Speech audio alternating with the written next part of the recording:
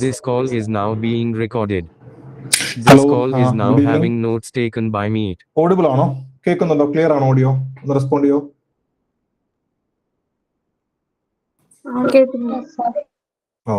Okay fine. Okay, so good evening once again. നമ്മൾ റൈസപ്പിന്റെ ഭാഗമായിട്ട് നടത്തുന്ന രണ്ടാമത്തെ വെബിനാർ ആണ് ഇന്ന്.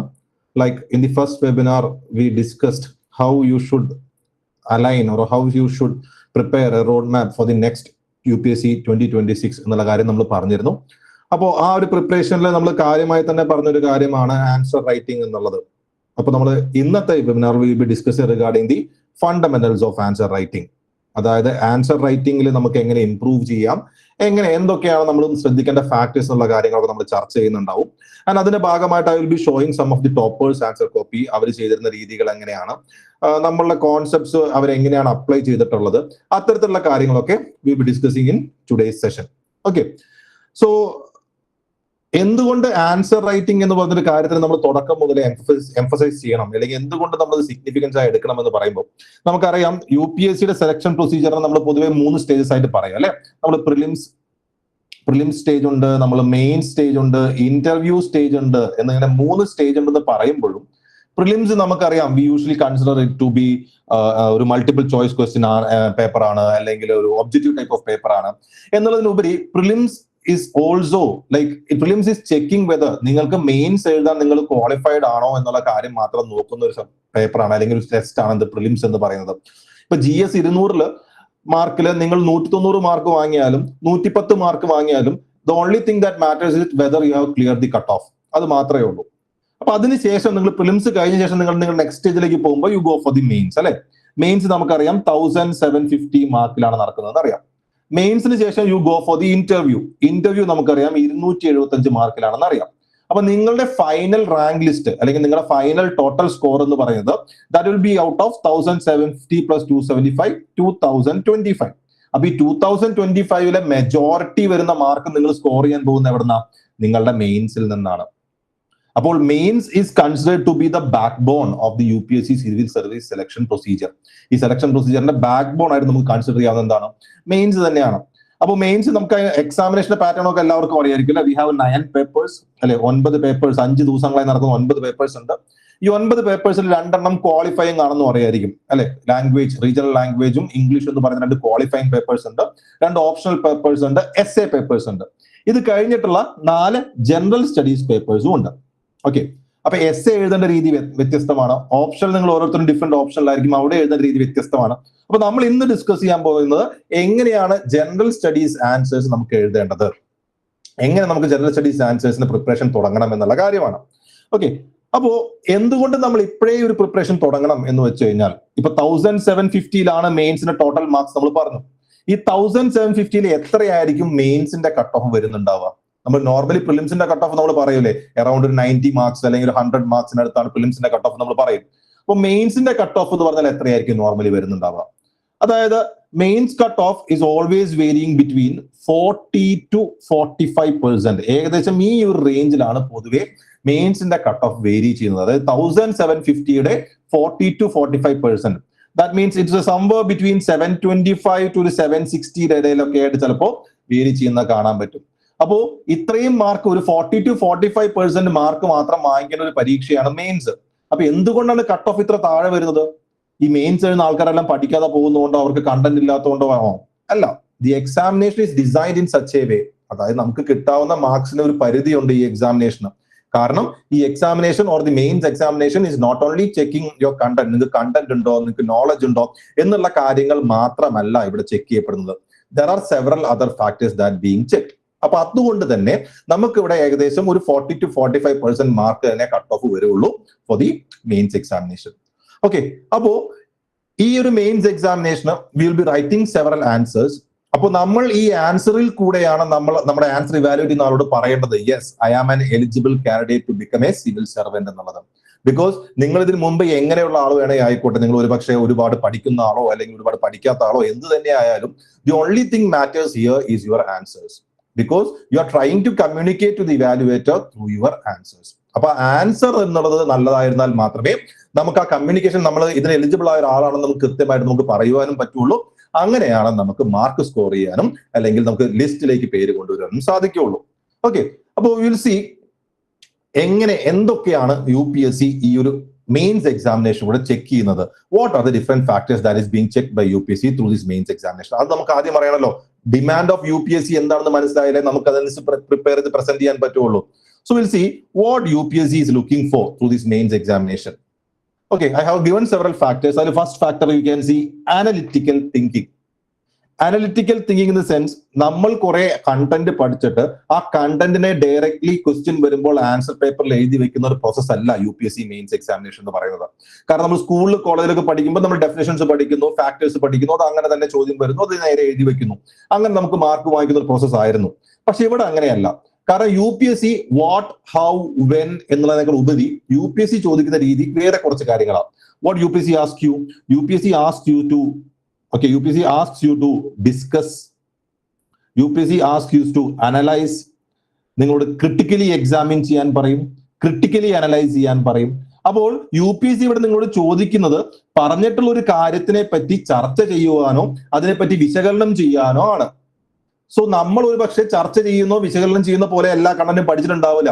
നമുക്ക് ആ കണ്ടന്റ് അറിയായിരിക്കും, പക്ഷെ അവിടെ ആര് ആ സമയത്ത് വിശകലനം ചെയ്യണം? നമ്മൾ വിശകലനം ചെയ്ത് എഴുതണം. So UPSC is checking for the analytical thinking, whether this aspirant or whether this candidate ആ തന്നിരിക്കുന്ന കണ്ടന്റിനെ അനാലിസിസ് ചെയ്യാൻ കഴിവുള്ള ഒരാളാണോ, ശരിയായ രീതിയിൽ അനാലിസിസ് ചെയ്തിട്ടുണ്ടോ, ആ തന്നിരിക്കുന്ന ചോദ്യത്തിനനുസരിച്ച് ആ അനാലിസിസിനെ പ്രസന്റ് ചെയ്യാൻ പറ്റുന്നുണ്ടോ എന്നുള്ള കാര്യമാണ് ഒന്നാമത് നോക്കുന്നത്. So first of all UPSC thinking regarding analytical thinking. Secondly, there is a factor called as conceptual clarity. ഒരു കോൺസെപ്റ്റിനെ വെറുതെ മനസ്സിലാക്കി വെച്ചിരിക്കുന്നതിനുപരി നമുക്ക് അത്രയും വ്യക്തമായി ക്ലിയർ ആയിട്ട് മനസ്സിലായിട്ടെങ്കിൽ മാത്രമേ നമുക്ക് നമ്മുടെ വാക്കുകളിൽ റെപ്രസെന്റ് ചെയ്യാൻ പറ്റുള്ളൂ. അല്ലെ, നമുക്കറിയാവുന്ന ഒരു കാര്യം നമ്മൾ വേഗമായിട്ട് ഒരു കാര്യം പറയുന്നതും എന്നാൽ നമുക്ക് ക്ലിയറോടെ അൾട്ടിമേറ്റ് ക്ലാരിറ്റിയോടെ ഒരു കാര്യം പറയുന്നതിൽ വ്യത്യാസമുണ്ട്. അപ്പോൾ ഈ ആൻസേഴ്സ് നമ്മൾ കൃത്യമായ വാക്കുകളിൽ നമ്മൾ എഴുതി കഴിയുമ്പോൾ അതിൽ കൃത്യമായി എവിഡന്റ് ആയിട്ട് കാണുവാൻ പറ്റും whether this aspirants have a clear cut idea regarding this particular topic. ആ ടോപ്പിക്കിനെ പറ്റി കൃത്യമായി അറിയുന്ന ആളാണോ, അതോ ചുമ്മാ അതിനെപ്പറ്റി അറിയാതെ കുറെ കാര്യങ്ങൾ വേഗമായിട്ട് എഴുതി വെക്കുന്നതാണോ? കാരണം ക്ലാരിറ്റിയോടെ എഴുതുന്ന ഒരാളുടെ ആൻസർ സ്പെസിഫിക് ആയിരിക്കും. അതായത് ചോദിക്കുന്ന ചോദ്യത്തിനെ കൃത്യമായി ഹിറ്റ് ചെയ്യുന്ന രീതിയിലുള്ള പോയിന്റ്സ് നമുക്ക് കൊണ്ടുവരാൻ പറ്റും, അതിന് വേണ്ട രീതിയിൽ എക്സാമ്പിൾസ് കൊണ്ടുപോകാൻ പറ്റും. അതുപോലെ തന്നെ കോൺസെപ്റ്റൽ ക്ലാരിറ്റി ഒരാളുടെ ആൻസർ നോക്കിക്കഴിഞ്ഞാൽ there will be lot of figures, diagrams ഒക്കെ കൊണ്ടുവരാൻ പറ്റും. കാരണം നമുക്കൊരു സംഭവത്തിനെ പറ്റി വ്യക്തമായി അറിഞ്ഞാൽ ചിത്രത്തിൽ റെപ്രസെന്റ് ചെയ്യാൻ പറ്റുള്ളൂ. അപ്പൊ കോൺസെപ്റ്റൽ ക്ലാരിറ്റിയുടെ കൂടെയാണോ ഒരു വ്യക്തിയെ അറ്റംപ്റ്റ് ചെയ്യുന്നത് എന്നുള്ള കാര്യവും UPSC ചെക്ക് ചെയ്യുന്നുണ്ട്. Then originality and balanced view. Originality in the sense നമ്മൾ ലൈക്ക് ഒരു പെർട്ടിക്കുലർ സ്റ്റേറ്റ്മെന്റിനെ പറ്റി UPSC ചോദിക്കുമ്പോൾ അതിനെ ക്രിട്ടിക്കലി അനലൈസ് ചെയ്യാനൊക്കെ പറയുമ്പോൾ നമ്മൾ നമ്മളുടെ അഭിപ്രായം കൂടി അതിൽ ഉൾപ്പെടുത്തിയിട്ടായിരിക്കും എഴുതുന്നുണ്ടാവുക. കാരണം നമ്മുടെ പേഴ്സ്പെക്റ്റീവും കൂടി UPSC ചോദിക്കുന്നുണ്ടല്ലോ. അപ്പൊ നമ്മളുടെ അഭിപ്രായം കൂടി ഉൾപ്പെടുത്തിയിട്ട് എഴുതുമ്പോൾ അത് എത്രത്തോളം ഒറിജിനൽ ആണ്, അല്ലെങ്കിൽ അതിൽ നമ്മൾ ആക്ച്വലി വേറെ സ്ഥലത്ത് കോപ്പി പേസ്റ്റ് ചെയ്ത് വെക്കുന്നതാണോ? ഒരു പരിധിവരെ നമ്മൾ അങ്ങനെ ചെയ്യുമെന്നുണ്ടെങ്കിലും അത് എവിഡന്റ് ആയി നമ്മൾ കാണിക്കാതെ നമ്മൾ എത്രത്തോളം ചെയ്യുന്നുണ്ട്. അതേപോലെ നമ്മൾ എടുക്കുന്ന ഒരു ടോപ്പിക്കിൽ എത്രത്തോളം ബാലൻസ്ഡ് അപ്രോച്ച് ആണ് എടുക്കുന്നത്. ഇപ്പൊ ഫോർ എക്സാമ്പിൾ നമ്മൾ ഒരു സെൽഫ് ഇവാലുവേഷൻ ടെസ്റ്റ് നടത്തിയിരുന്നു കഴിഞ്ഞ വീക്കിൽ. ആ സെൽഫ് ഇവാലുവേഷൻ ടെസ്റ്റിന്റെ ഒരു മെയിൻസിന്റെ ഒരു ക്വസ്റ്റ്യൻ ആയിരുന്നു regarding the Israel Iran issue. അപ്പൊ ഇസ്രായേൽ ഇറാൻ ഇഷ്യൂ എന്ന് പറയുന്ന സംഭവത്തിനെ പറ്റി ചോദിക്കുമ്പോൾ അതായത് ഇന്ത്യ അതിനിടയിൽ എന്ത് സ്റ്റാൻഡ് എടുക്കുന്നു എന്നുള്ള കാര്യം വളരെ ഇമ്പോർട്ടന്റ് ആണ്. For India Israel is important, ഇറാനും ഇമ്പോർട്ടന്റ് ആണ്. അപ്പൊ നമുക്ക് ഏതെങ്കിലും ഒരു പാർട്ടിയുടെ സൈഡ് എടുക്കുവാൻ പറ്റുമോ? ഇല്ല. So we should be having A balanced view. അതായത് ഇന്ത്യയെ മുൻനിർത്തിക്കൊണ്ട്, നമ്മുടെ കോൺസ്റ്റിറ്റ്യൂഷനെ മുൻനിർത്തിക്കൊണ്ട്, നമ്മുടെ എത്തിക്കൽ വാല്യൂസിനെ മുൻനിർത്തിക്കൊണ്ട് how well or how balanced you are making, നിങ്ങൾ സ്റ്റേറ്റ്മെന്റ്സ് എത്ര ബാലൻസ്ഡ് ആയിട്ടാണ്, അല്ലെങ്കിൽ നിങ്ങൾ ജഡ്ജ്മെന്റ്സ് എത്ര ബാലൻസ്ഡ് ആണെന്നുള്ള കാര്യവും നോക്കുന്നുണ്ട്. പിന്നെ ഈ കാര്യങ്ങളും ഈ അനാലിസിസും ഈ കോൺസെപ്റ്റൽ ക്ലാരിറ്റിയും അതേപോലെ ഈ ബാലൻസ്ഡ് വ്യൂവും നമ്മുടെ ഉള്ളിലിരുന്നാൽ മാത്രം പോരല്ലോ. നിങ്ങൾ സിവിൽ സർവന്റ് ആയി കഴിഞ്ഞാൽ നിങ്ങൾക്ക് അത് ഒരുപാട് സ്ഥലത്ത് കമ്മ്യൂണിക്കേറ്റ് ചെയ്യേണ്ടി വരും, ഒരുപാട് സ്ഥലത്ത് അത് പ്രസന്റ് ചെയ്ത് കാണിക്കേണ്ടി വരും. So how good is your communication skills? ഇവിടെ കമ്മ്യൂണിക്കേഷൻ സ്കിൽസ് എന്ന് പറയുമ്പോൾ നിങ്ങൾ ഒരു വളരെ വ്യക്തമായ അല്ലെങ്കിൽ ഒരു റിജിഡ് ഇംഗ്ലീഷ് ലാംഗ്വേജ് ഉപയോഗിക്കണം, അല്ലെങ്കിൽ ഷേക്സ്പിയർ ലെവൽ വേർഡ്സ് ഉപയോഗിക്കണം, വൊക്കാബുലറി ഭയങ്കര എന്താ പറയാ വൈഡ് ആയിരിക്കണം എന്നുള്ളതൊന്നുമില്ല. നിങ്ങളുടെ മനസ്സിലുള്ള ഐഡിയയെ നിങ്ങൾക്ക് റെപ്രസെന്റ് ചെയ്യാൻ പറ്റുന്നുണ്ടോ ത്രൂ വേർഡ്സ്? അതാണ് ഇമ്പോർട്ടന്റ്. നിങ്ങളൊരു 10ാം ക്ലാസ്സിൽ പഠിക്കുന്ന ഒരു കുട്ടി എഴുതുന്ന അതേ ലെവലിൽ വാക്കുകൾ ഉപയോഗിച്ചാൽ മതി. പക്ഷേ എത്ര ക്ലിയർ ആയിട്ട് നിങ്ങളുടെ ഐഡിയ നിങ്ങൾക്ക് റെപ്രസെന്റ് ചെയ്യാൻ പറ്റുന്നുണ്ട്. അതാണല്ലോ കമ്മ്യൂണിക്കേഷൻ. കമ്മ്യൂണിക്കേഷൻ എന്ന് പറയാൻ എന്താ, എന്റെ മനസ്സിലുള്ള കാര്യങ്ങൾക്ക് ഞാൻ നിങ്ങൾക്ക് പറഞ്ഞു തരുവാണ്. That's A communication. അപ്പൊ അതേപോലെ ഏറ്റവും സിമ്പിൾ വേർഡ്സ് കൊണ്ട്, ഏറ്റവും സിമ്പിൾ മെക്കാനിസത്തോടുകൂടി നിങ്ങളുടെ ഐഡിയാസ്, ആ ചോദ്യം ചോദിച്ചിട്ടുള്ള കാര്യത്തിനെ പറ്റിയുള്ള നിങ്ങളുടെ ഐഡിയ നിങ്ങൾ റെപ്രസെന്റ് ചെയ്യുന്നുണ്ടോ, അതാണ് communication skill. And there is also some decision making and problem solving being checked. ഇത് എസ്പെഷ്യലി നമുക്ക് കാണാൻ പറ്റിയ എത്തിക്സ് എന്ന് പറയുന്ന പേപ്പറിലാണ്, നമ്മുടെ GS4 എത്തിക്സ് എന്ന് പറയുന്ന പേപ്പറിൽ they will be checking a bit of decision making and problem solving. കാരണം എത്തിക്സ് പറഞ്ഞ പേപ്പറിൽ will be having some case studies. Okay, നമ്മൾ എത്തിക്സിന്റെ ക്ലാസ്സിൽ നമ്മൾ നോക്കുന്നുണ്ടാവും, കേസ് സ്റ്റഡീസ് ഉണ്ടാവും. കേസ് സ്റ്റഡീസ് എന്ന് പറഞ്ഞാൽ ഏകദേശം 20 മാർക്കിന്റെ 6 ചോദ്യങ്ങളോളം ഉണ്ടാവും. അവിടെ for example you are appointed district magistrate, നിങ്ങൾ ഒരു സ്ഥലത്ത് ഡിസ്ട്രിക്ട് മജിസ്ട്രേറ്റ് ആണ് നിങ്ങൾ അപ്പോയിന്റ് ചെയ്തു എന്ന് പറഞ്ഞിട്ട് they will be giving you some problems. അവിടെ നിങ്ങൾ ഫേസ് ചെയ്യാവുന്ന കുറച്ച് പ്രോബ്ലംസിനെ പറ്റി പറയും. Then you need to answer. അതിൽ എത്രത്തോളം പോസിബിൾ ആയ സൊല്യൂഷൻസ് ഉണ്ട്, അത് ഏത് സൊല്യൂഷനാണ് നിങ്ങൾ ചൂസ് ചെയ്യുക, അത് എന്തുകൊണ്ടാണ്. അപ്പൊ അവിടെ ഒരു ഡിസിഷൻ മേക്കിംഗ്, നിങ്ങളുടെ ഡിസിഷൻ മേക്കിംഗ് എത്രത്തോളം എത്തിക്കലാണ്, എത്രത്തോളം കോൺസ്റ്റിറ്റ്യൂഷണൽ ആണ് എന്ന രീതിയിൽ നോക്കുന്ന decision making and problem solving ക്വസ്റ്റ്യൻസും UPSC ഉൾപ്പെടുത്തിയിട്ടുണ്ട്. Then finally Inter disciplinary approach. Inter disciplinary approach in the sense, നമ്മളൊരു കാര്യം ലൈക്ക് ഇന്ത്യ എന്ന ഒരു രാജ്യത്ത് നമ്മൾ കൺസിഡർ ചെയ്യുന്നു. ഇന്ത്യ എന്ന് പറയുന്ന രാജ്യത്തെ കൺസിഡർ ചെയ്യുമ്പോൾ there are several factors that is affecting the India. നിങ്ങൾ നാളെ ഒരു സിവിൽ സർവന്റ് ആയി, മേ ബി ഒരു IAS ഓഫീസർ ആയി എന്ന് വിചാരിക്കുക. നിങ്ങൾ ഒരു പെർട്ടിക്കുലർ ഡിസ്ട്രിക്റ്റിന്റെ കളക്ടറായിട്ട് വർക്ക് ചെയ്യുമ്പോൾ ആ ഡിസ്ട്രിക്റ്റിലെ ഒരുപാട് ഫാക്ടേഴ്സ് നിങ്ങൾ കൺസിഡർ ചെയ്യേണ്ടതുണ്ട്. Including the economy, including the environment, അവിടെ സോഷ്യൽ കണ്ടീഷൻസ്, ഇതെല്ലാം ഇൻക്ലൂഡ് ചെയ്തിട്ട് വേണം നിങ്ങൾ ഒരു ഡിസിഷൻ എടുക്കാനായിട്ട്. So when you are writing the answer, whether you are able to bring this multiple dimensions, പല ഡയമെൻഷൻസ് നിങ്ങൾ കൊണ്ടുവരാൻ സാധിക്കുന്നുണ്ടോ, അതായത് നിങ്ങൾ ഒരു യൂണി ഡയമെൻഷനിൽ ചിന്തിച്ചു പോകുന്ന ഒരാളാണോ, അതോ എല്ലാ ഡയമെൻഷനും ഇൻക്ലൂഡ് ചെയ്ത് ചിന്തിക്കുന്ന ഒരാളാണോ, ഈ രീതിയിലുള്ള കാര്യവും ഇവിടെ ചെക്ക് ചെയ്യുന്നുണ്ട്. അപ്പൊ ഇത് ഓരോന്നും സെപ്പറേറ്റ് ആയിട്ട് UPSC എടുത്തു വെച്ച് ചെക്ക് ചെയ്യുന്നതല്ല. ആ questions are framed in such a manner that when you answer these questions, ഈ കാര്യങ്ങളെല്ലാം അവിടെ ചെക്ക് ചെയ്യപ്പെടുന്ന രീതിയിലായിരിക്കും നിങ്ങളുടെ ആൻസേഴ്സ് വരുന്നുണ്ടാവുക. ആ രീതിയിലാണ് UPSC എന്ത് ചെയ്യുന്നത്, ക്വസ്റ്റ്യൻസ് ഫ്രെയിം ചെയ്യുന്നത്.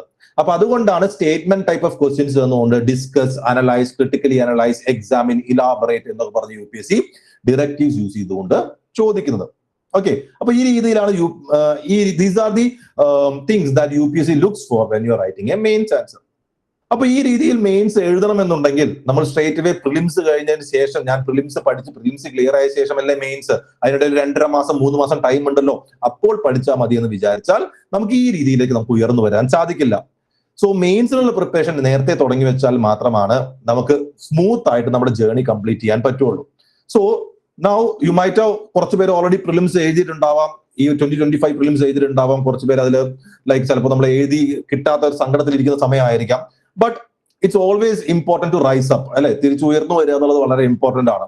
അപ്പോൾ ഇനി ഒരു 2026 അറ്റംപ്റ്റ് വരുമ്പോൾ നമ്മുടെ ലക്ഷ്യം എന്ന് പറഞ്ഞാൽ പ്രിലിംസ് കയറുക എന്നുള്ളതാവരുത്, സർവീസ് കിട്ടുക, ഫൈനൽ PDF-ൽ നമ്മളുടെ പേര് വരിക എന്നുള്ളതാവണം. അപ്പൊ അതുകൊണ്ട് തന്നെ നമുക്കറിയാം നമ്മുടെ മുന്നിൽ വരുന്ന 3 ഡിഫറെന്റ് കാര്യങ്ങൾ എന്തൊക്കെയാണ്. പ്രിലിംസ് ഉണ്ട്, മെയിൻസ് ഉണ്ട്, ഇന്റർവ്യൂ ഉണ്ട്. അപ്പൊ ഈ 3 കാര്യത്തിനും പ്രിപ്പയർഡ് ആയിട്ട് 2026 ഫേസ് ചെയ്യുക എന്നുള്ളതാണ് നമ്മൾ ചെയ്യേണ്ടത്. ഓക്കെ, അപ്പൊ പ്രിലിംസിനെ ആദ്യം ഫേസ് ചെയ്യാം, അതിനുശേഷം മെയിൻസിനെ ഫേസ് ചെയ്യാം എന്നുള്ളതല്ല. എപ്പോഴും ടോപ്പേഴ്സിന് നിങ്ങൾ നോക്കിക്കഴിഞ്ഞു കഴിഞ്ഞാൽ they prepare for the mains initially. അവർ ഇനീഷ്യലി മെയിൻസിനാണ് പ്രിപ്പയർ ചെയ്യുക. കാരണം എന്താണെന്ന് വെച്ചാൽ നമ്മൾ പ്രിലിംസിന് മാത്രമായി പഠിക്കുന്ന ചില കാര്യങ്ങൾ, അത് യെസ് UPSC പ്രിലിംസ് എക്സാമിന് കുറച്ച് സോൾവ് ചെയ്യാൻ ഹെൽപ്പ് ചെയ്യും. പക്ഷേ UPSC പ്രിലിംസിലും കുറച്ച് അനലിറ്റിക്കൽ ടൈപ്പ് ഓഫ് ചോദ്യങ്ങൾ ചോദിക്കുന്നുണ്ട്. അത് ഹിറ്റ് ചെയ്യണമെങ്കിൽ എന്ത് വേണം, you should have A mains preparation. നിങ്ങൾ ഒരു പക്ഷേ കണ്ടിട്ടുണ്ടാവും, നിങ്ങളുടെ ഫ്രണ്ട്സോ അല്ലെങ്കിൽ നിങ്ങൾക്ക് അറിയാവുന്ന ആരെങ്കിലും ഒക്കെ ഒരു പ്രാവശ്യം പ്രിലിംസ് കയറിയ ആൾക്കാർ they keep on clearing prelims again and again. അത് എന്തുകൊണ്ടാണ്? ഒരു പ്രാവശ്യം പ്രിലിംസ് ക്ലിയർ ചെയ്യുമ്പോൾ they have prepared for the mains. അപ്പൊ ആ mains preparation is going to help. ആ മെയിൻസ് പ്രിപ്പറേഷൻ നിങ്ങളെ ഹെൽപ്പ് ചെയ്യും. അപ്പോൾ നമ്മുടെ ലക്ഷ്യം എന്ന് പറഞ്ഞു കഴിഞ്ഞാൽ 2026 ആകുമ്പോഴേക്കും മെയിൻസും കൂടി പ്രിപ്പയർ ആവുന്ന രീതിയിൽ പ്രിലിംസ് ക്ലിയർ ചെയ്ത് മെയിൻസ് ക്ലിയർ ചെയ്ത് പോവുക എന്നുള്ളതാണ്. അപ്പൊ അതിന് നമ്മൾ എന്ത് ചെയ്യണം, ഒരു ഡിസംബർ ആകുമ്പോഴെങ്കിലും മെയിൻസ് നമുക്ക് സെറ്റ് ആവണം. മെയിൻസിന്റെ ടോപ്പിക്സ് നമ്മൾ കവർ ചെയ്ത് തീർക്കണം. ആൻസർ റൈറ്റിംഗ് നമ്മൾ അടിപൊളിയായിട്ട് എഴുതി തീർത്തിരിക്കണം.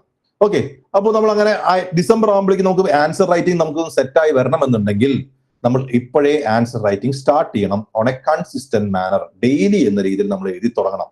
അപ്പോൾ നിങ്ങൾ ഒരു പക്ഷേ എഴുതി തുടങ്ങിയിട്ടുണ്ടാവാം, അല്ലെങ്കിൽ കുറച്ച് നാൾ മുമ്പ് എഴുതിയിട്ട് ഇപ്പോൾ ഒരു ഗ്യാപ്പ് വന്നിട്ടുണ്ടാവാം, അല്ലെങ്കിൽ ഇതുവരെ എഴുതിയിട്ടേ ഇല്ലായിരിക്കാം. എങ്ങനെയാണെങ്കിലും if you are deciding to restart, നമ്മൾ റീസ്റ്റാർട്ട് ചെയ്യാൻ ശ്രമിക്കുമ്പോൾ നമുക്ക് കുറച്ച് ചലഞ്ചസ് ഫേസ് ചെയ്യേണ്ടി വരും. എന്തൊക്കെ ചലഞ്ചസ് ആണ് നമുക്ക് തുടക്കത്തിൽ ആൻസർ റൈറ്റിംഗ് ഫേസ് ചെയ്യേണ്ടി വരിക? ആൻസർ റൈറ്റിംഗ് തുടങ്ങുമ്പോൾ പൊതുവെ എല്ലാ ആസ്പിരൻസിനും ഫേസ് ചെയ്യുന്ന ഏറ്റവും ആദ്യത്തെ challenge is to write the first 20 answers. അതായത് നമ്മൾ ഈ ഒരു വർഷത്തിലെ ആദ്യത്തെ 20 ആൻസർ കംപ്ലീറ്റ് ചെയ്ത് എഴുതുക എന്നുള്ളതാണ്. 20 ആൻസർ കംപ്ലീറ്റ് ചെയ്തുക എന്ന് പറയുമ്പോൾ ഒരു GS പേപ്പർ കംപ്ലീറ്റ്ലി 3 hours കൊണ്ട് എഴുതുക എന്നുള്ളതല്ല. ഡെയിലി ഒരെണ്ണം വെച്ചിട്ടായാലും 20 ദിവസം വരെ എഴുതി 20 ആൻസർ കംപ്ലീറ്റ് ചെയ്യുക എന്നുള്ളത് ഏറ്റവും വലിയ ചലഞ്ച്. കാരണം 2-3 ദിവസത്തെ ആൻസർ എഴുതി കഴിയുമ്പോൾ നമുക്ക് തോന്നും ഇത് ഭയങ്കര ബുദ്ധിമുട്ടാണ്, അല്ലെങ്കിൽ നമുക്ക് കുറെ ടൈം എടുക്കുന്നു, ഇത് ഇതാവുന്നില്ല. കാരണം നമ്മുടെ കംഫർട്ട് സോൺ അവിടെ എന്ത് ചെയ്യും, ഷേക്ക് ചെയ്യപ്പെടും. കാരണം നമ്മൾ അവിടെ നമുക്ക് വിചാരിക്കുന്ന പോലെ ആൻസർ ഒറ്റയടിക്ക് ഒരു 2 ദിവസം കൊണ്ട് 3 ദിവസം കൊണ്ട് ശരിയായി വരില്ല. അപ്പൊ നമുക്ക് എന്ത് ചെയ്യും, നമുക്ക് പിന്നെ നോക്കാമെന്ന് ടെൻഡൻസി വരും. കാരണം നമ്മുടെ കോൺഫിഡൻസ് താഴെ പോകുന്നു എന്ന് നമ്മൾ തന്നെ സംശയിക്കും. അപ്പൊ നമ്മൾ വിചാരിക്കും എന്ത്, കണ്ടന്റ് ഇല്ലാത്തതുകൊണ്ടാണ് എനിക്ക് എഴുതാൻ പറ്റാത്തത്, അപ്പൊ ഞാൻ കണ്ടന്റ് ഒക്കെ പഠിച്ച ശേഷം വേണം ഞാൻ ആൻസർ എഴുതാൻ എന്ന് നമ്മൾ വിചാരിക്കും. UPSC സിവിൽ സർവീസ് എക്സാമിനേഷന് കണ്ടന്റ് 100% പഠിക്കുന്ന ഒരു അവസ്ഥ എന്ന് പറയുന്നത് ഒരു മിഥ്യാധാരണ മാത്രമാണ്. അങ്ങനെ ഒരു അവസ്ഥയില്ല. നമുക്ക് വേണ്ടത് എന്താ, എന്തൊരു ചോദ്യം വന്നാലും എന്റെ കയ്യിൽ വെച്ചിട്ടുള്ള കണ്ടന്റ് വെച്ച് ഞാൻ ഉത്തരം എഴുതും എന്നുള്ളൊരു കോൺഫിഡൻസ് ആണ്. അപ്പോ ഫസ്റ്റ് 20 ആൻസേഴ്സ് എഴുതുക എന്നുള്ളതാണ് ഏറ്റവും വലിയ ചലഞ്ച്. ആ 20 ആൻസേഴ്സ് വരെ നമ്മൾ എങ്ങനെയൊക്കെ എഴുതി എത്തിച്ചു കഴിഞ്ഞാൽ then we will continue writing. Okay, അതെങ്ങനെയാന്ന് നോക്കാം.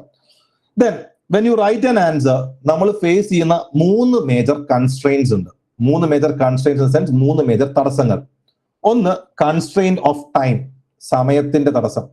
2 constraint of space. 3 constraint of content. ഇപ്പൊ നമുക്കറിയാലോ GS1, GS2, GS3 3 പേപ്പേഴ്സ് എടുത്തു കഴിഞ്ഞാൽ UPSC പൊതുവെ ചോദിക്കുന്നത് 10 മാർക്കിന്റെ 10 ചോദ്യങ്ങൾ, 15 മാർക്കിന്റെ 10 ചോദ്യങ്ങൾ. ഇങ്ങനെയാണ് 250 മാർക്കിന് ചോദിക്കുക. 10 മാർക്സ് ഇൻറ്റു 10, 15 മാർക്സ് ഇൻറ്റു 10, അങ്ങനെ 250 മാർക്കിന്റെ ചോദ്യങ്ങളാണ് ചോദിക്കുക. അപ്പോ 250 മാർക്കിന് നമ്മൾ എഴുതേണ്ടത് ഇറ്റ്സ് വിത്തിൻ 180 മിനിറ്റ്സ്, 3 മണിക്കൂർ, 180 മിനിറ്റ്സിലാണ് 250 മാർക്കിന് എഴുതേണ്ടത്. അപ്പൊ നമ്മൾ നോക്കിക്കഴിഞ്ഞാൽ നമുക്ക് ഒരു 10 മാർക്കർ എഴുതുവാൻ കിട്ടുന്ന സമയം ഇസ് ജസ്റ്റ് അബൌ 7 മിനിറ്റ്സ്. 7 മിനിറ്റിന് മുകളിലാണ് എഴുതേണ്ടത്, അല്ലെങ്കിൽ എഴുതാൻ സമയം കിട്ടുക. ഒരു 10 മാർക്ക് എഴുതാൻ കിട്ടുന്ന സമയം 7 മിനിറ്റിന് മുകളിൽ. ആ 7 മിനിറ്റിന് മുകളിൽ V should be writing somewhere around 150 words. ഇനി ഒരു 15 മാർക്കർ എഴുതാൻ നമുക്ക് കിട്ടുന്ന സമയം ഇസ് ജസ്റ്റ് അബൌട്ട് 10 മിനിറ്റ്സ്. ആ 10 മിനിറ്റ്സ് നമ്മൾ എത്ര എഴുതണം, 250 വേർഡ്സും എഴുതണം. അപ്പോൾ കൃത്യമായ ടൈം ലിമിറ്റിനുള്ളിൽ വരുന്നതുകൊണ്ട് വേണം നമുക്ക് ആൻസർ എഴുതുവാനായിട്ട്. അങ്ങനെ എഴുതിയാൽ മാത്രമേ നമുക്ക് 20 ചോദ്യങ്ങളും അറ്റംപ്റ്റ് ചെയ്യാൻ പറ്റുള്ളൂ. ഒരു 18-19 ക്വസ്റ്റ്യൻസ് എങ്കിലും നമ്മൾ അറ്റംപ്റ്റ് ചെയ്തില്ലെങ്കിൽ നമ്മൾ സ്ട്രേറ്റ് അവേ റേസ് ചെയ്ത് പുറത്താവുന്ന അവസ്ഥയാണ് UPSC മെയിൻസിനുള്ളത്. അപ്പൊ നമുക്ക് എന്തായാലും 20 ചോദ്യങ്ങൾ അറ്റംപ്റ്റ് ചെയ്തേ പറ്റുള്ളൂ. 20 ചോദ്യങ്ങൾ അറ്റംപ്റ്റ് ചെയ്യണമെങ്കിൽ എന്ത് ചെയ്യണം, നമുക്ക് ഓരോ ചോദ്യത്തിനും ഈ ടൈം ഫ്രെയിം വെച്ചുകൊണ്ട് നമുക്ക് എഴുതുവാൻ പറ്റണം. ഇതാണ് ഒന്നാമത്തെ കൺസ്ട്രെയിൻ, ടൈം എന്ന് പറയുന്ന കോൺസ്ട്രെയിൻ. അപ്പോ ഈ ആദ്യം തന്നെ ഒരു ക്വസ്റ്റ്യൻ എടുത്ത് 7 മിനിറ്റിൽ ഉത്തരം എഴുതണം എന്ന് വെച്ചാൽ നമുക്ക് നടക്കില്ല. ചിലപ്പോൾ ആദ്യം ഉത്തരം എഴുതുമ്പോൾ 20 മിനിറ്റ് എടുക്കാം, അരമണിക്കൂർ എടുക്കാം. That's quite normal. പക്ഷെ ആ കൺസ്ട്രെയിൻ നമ്മൾ തിരിച്ചറിയും, ശരിക്കും 7 മിനിറ്റിൽ എഴുതുക എന്നുള്ളത് ബുദ്ധിമുട്ടാണ് എന്നുള്ളത്. രണ്ടാമത് കൺസ്ട്രെയിൻ ഓഫ് സ്പേസ്. അതായത് 10 മാർക്കിന്റെ ഒരു ചോദ്യം തന്നു കഴിഞ്ഞു കഴിഞ്ഞാൽ, ലൈക്ക് UPSC ആൻസർ ഷീറ്റ് ഇങ്ങനെയാണെങ്കിൽ ഇതിനൊരു മാർജിൻ ഉണ്ടാവും അല്ലെ. So this is the one side of the paper. ഇതേപോലെ മറ്റൊരു സൈഡ്, അങ്ങനെ 2 സൈഡ് ഓഫ് പേപ്പർ ആണ് നമുക്ക് 10 മാർക്കറിന് എഴുതാൻ തരുന്ന സ്പേസ്. ഇനി അതൊരു 15 മാർക്കർ ക്വസ്റ്റ്യൻ ആണെങ്കിൽ നമുക്ക് 3 സൈഡ് എഴുതുവാൻ പറ്റും. അപ്പോ ഈ 10 മാർക്കറിൽ ഈ 2 സൈഡിനുള്ളിൽ ചോദ്യം ചോദിച്ചിട്ടുള്ള എല്ലാ കാര്യങ്ങളെ പറ്റിയും ആ ടെംപ്ലേറ്റ് കീപ്പ് ചെയ്തുകൊണ്ട് നമുക്ക് എഴുതുവാൻ പറ്റണം. ഒരു പക്ഷെ ചോദ്യത്തിൽ ചിലപ്പോൾ 2 പാർട്ട് ഉണ്ടാവും.